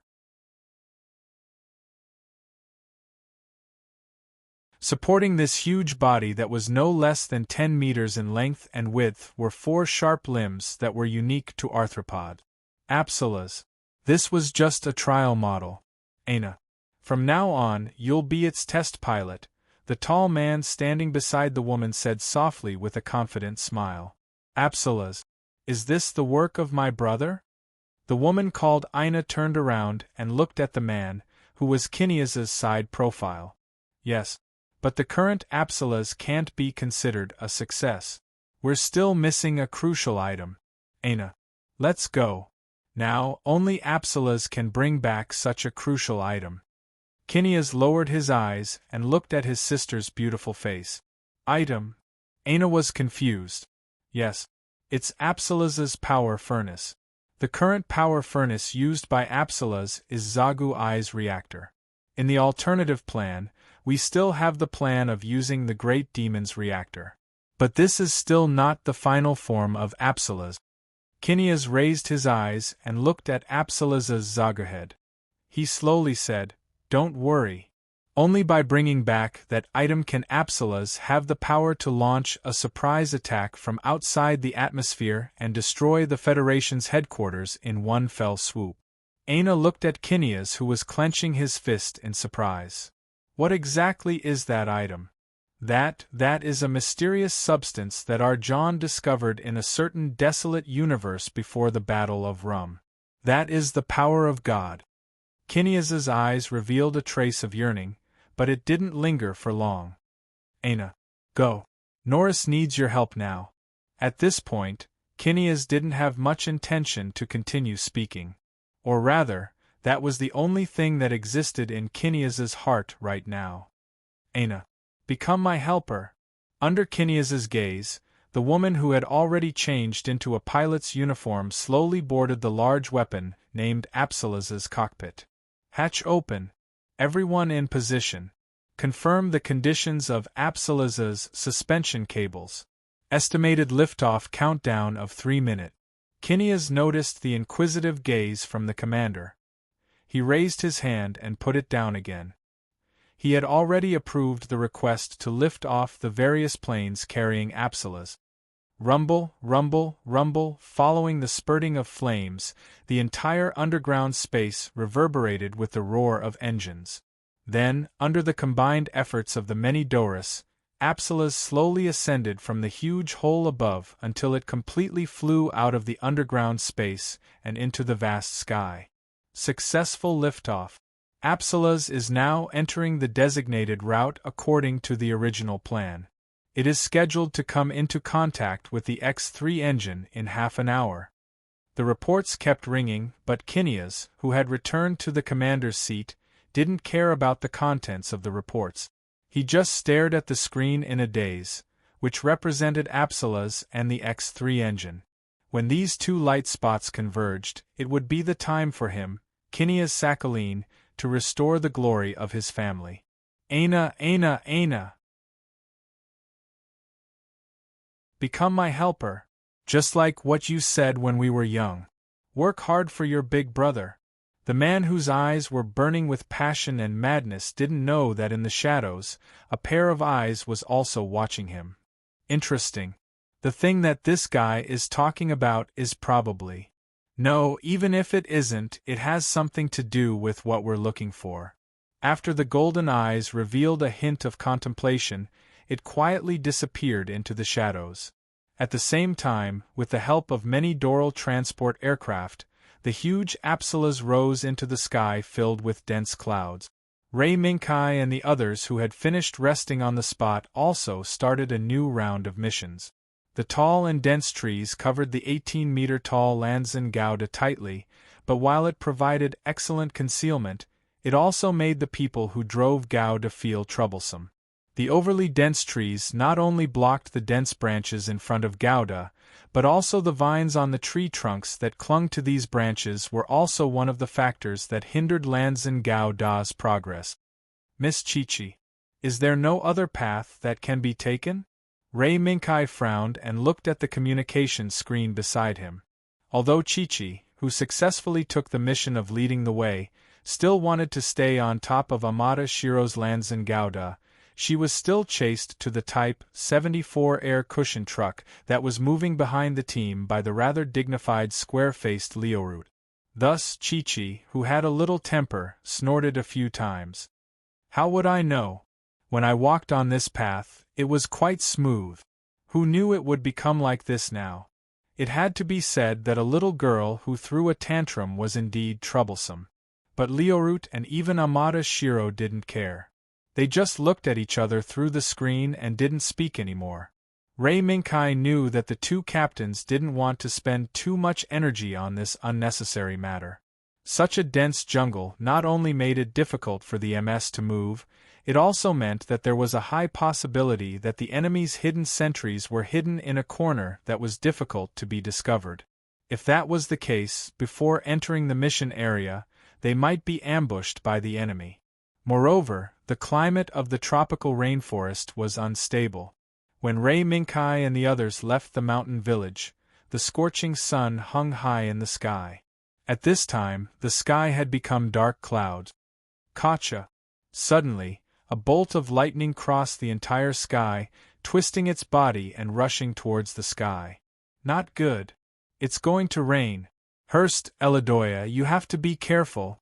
As soon as Amada Shiro's voice fell, more and more violent lightning suddenly erupted from the dark clouds that covered the entire sky. Catch a rumble. The power of heaven and earth was vividly displayed at this moment. The endless sound of thunder and the flashing lightning on the screen became the absolute protagonist of the tropical rainforest at this moment. Walala! In the midst of the lightning and thunder, heavy rain suddenly poured down. Captain Amada, take shelter from the rain. Looking at the torrential rain that bent the surrounding branches, Lionheart suggested helplessly. At this time, whether it was Marine Gauda's camera or the sonar carried by the Type 74 air cushion truck, they were no longer working. In this situation where they were blinded, if they continued to advance, they might encounter some accident. Okay. Let's stop here. Amada Shiro nodded. In the heavy rain, Rei Minkai and Amada Shiro controlled their respective landlines, held the four corners of the tent respectively, and carefully pulled up a small space that could block the rain for the members of the 6th and 8th teams. Thank you for your hard work, Second Lieutenant. After fixing the tent, Amada Shiro gave Rei Minkai a thumbs up. Rei Minkai shook his head, then walked down from Marine Gauda No. 3 and stood on the muddy ground that was still dripping with rain. It seems that this rain won't stop for a while. Rei Minkai raised his gaze and looked at the rainstorm at the edge of the tent. This sudden rainstorm reduced the visibility to about 10 meters. In this situation where the vision was severely obstructed, it was impossible to start a mission, and even fighting would be difficult. Fortunately, the other party might also suffer from the same conditions. Let's wait first. Second Lieutenant. Lionheart held a map that was mostly soaked by the rain and stood next to Rei Minkai and sighed. Originally, Lionheart's idea was to use a blitzkrieg to attack the enemy's stronghold hidden in the depths of the rainforest, but now it was ruined. We may still have a chance, Rei Minkai suddenly said. Then, he turned around and walked over to Chi-Chi, who was sitting on a rock that was barely covered by the rain that was flowing all over the ground. Miss Chi-Chi, other than this road, is there any other way to reach the target area? In the face of Rei Minkai's question, Chi-Chi curled her lips and seemed to be reluctant, but in the end, she still said it. Yes, but with the size of you guys, it's impossible to pass through. And this is under normal circumstances where the sun is good. Chi-Chi thought for a moment and shook her head again. It's raining heavily now. That road must have become very muddy. If these guys run over, I'm afraid they'll get stuck in the mud and can't move. Mud? Chi-Chi, you're saying there's a road through the nearby swamp? Obviously, Shiro Amada seemed to have done his homework on the nearby terrain. Something like that. Anyway, if you guys run there, I'm afraid you won't be able to pass through. If these vehicles can float, then it's another matter. Chi-Chi's words silenced everyone. The heavy Gouda couldn't pass through, and even if the Type 74 air cushion truck could pass through, it wouldn't be of much use. It must be known that the enemy's secret stronghold would have at least one Zagu-I stationed there. The rain was still pouring. The bean-sized raindrops continued to pound on the tent, creating a dense sound, just like everyone's worries at this moment, unable to be dismissed. I'll go. I may have a way.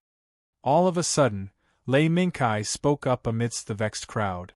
Second Lieutenant, do you have a way? Leo looked at Rei Minkai. Maybe. But I need to keep it a secret. After all, this is my secret as a war reporter. Rei Minkai smiled mysteriously, not intending to speak his thoughts. Just you alone? Second Lieutenant? Shiro Amada also raised a question. Yes, just me alone is enough. Moreover, after I leave, No. 3 Gauda can temporarily be piloted by Mercer. Wait, if you leave No. 3 Gauda behind, then what will you do? Even if you pass through that path, do you want to rely on your fists to attack the Guion army? Zagu? Obviously, Leo couldn't agree with Ray Minkai's suggestion. Captain, I naturally have a way to deal with the situation. Moreover, according to what Miss Chi-Chi said, even if I drive number 3 Gouda over, he can't pass through the swamp, right? Therefore, in order to buy time, the only person who can quickly pass through the path Miss Chi-Chi mentioned in this stormy weather should be me. Ray Minkai's face was full of a confident smile. You're tuning in to the Phoenix Knights YouTube channel. Don't forget to subscribe and join us on this journey to catch the most captivating stories.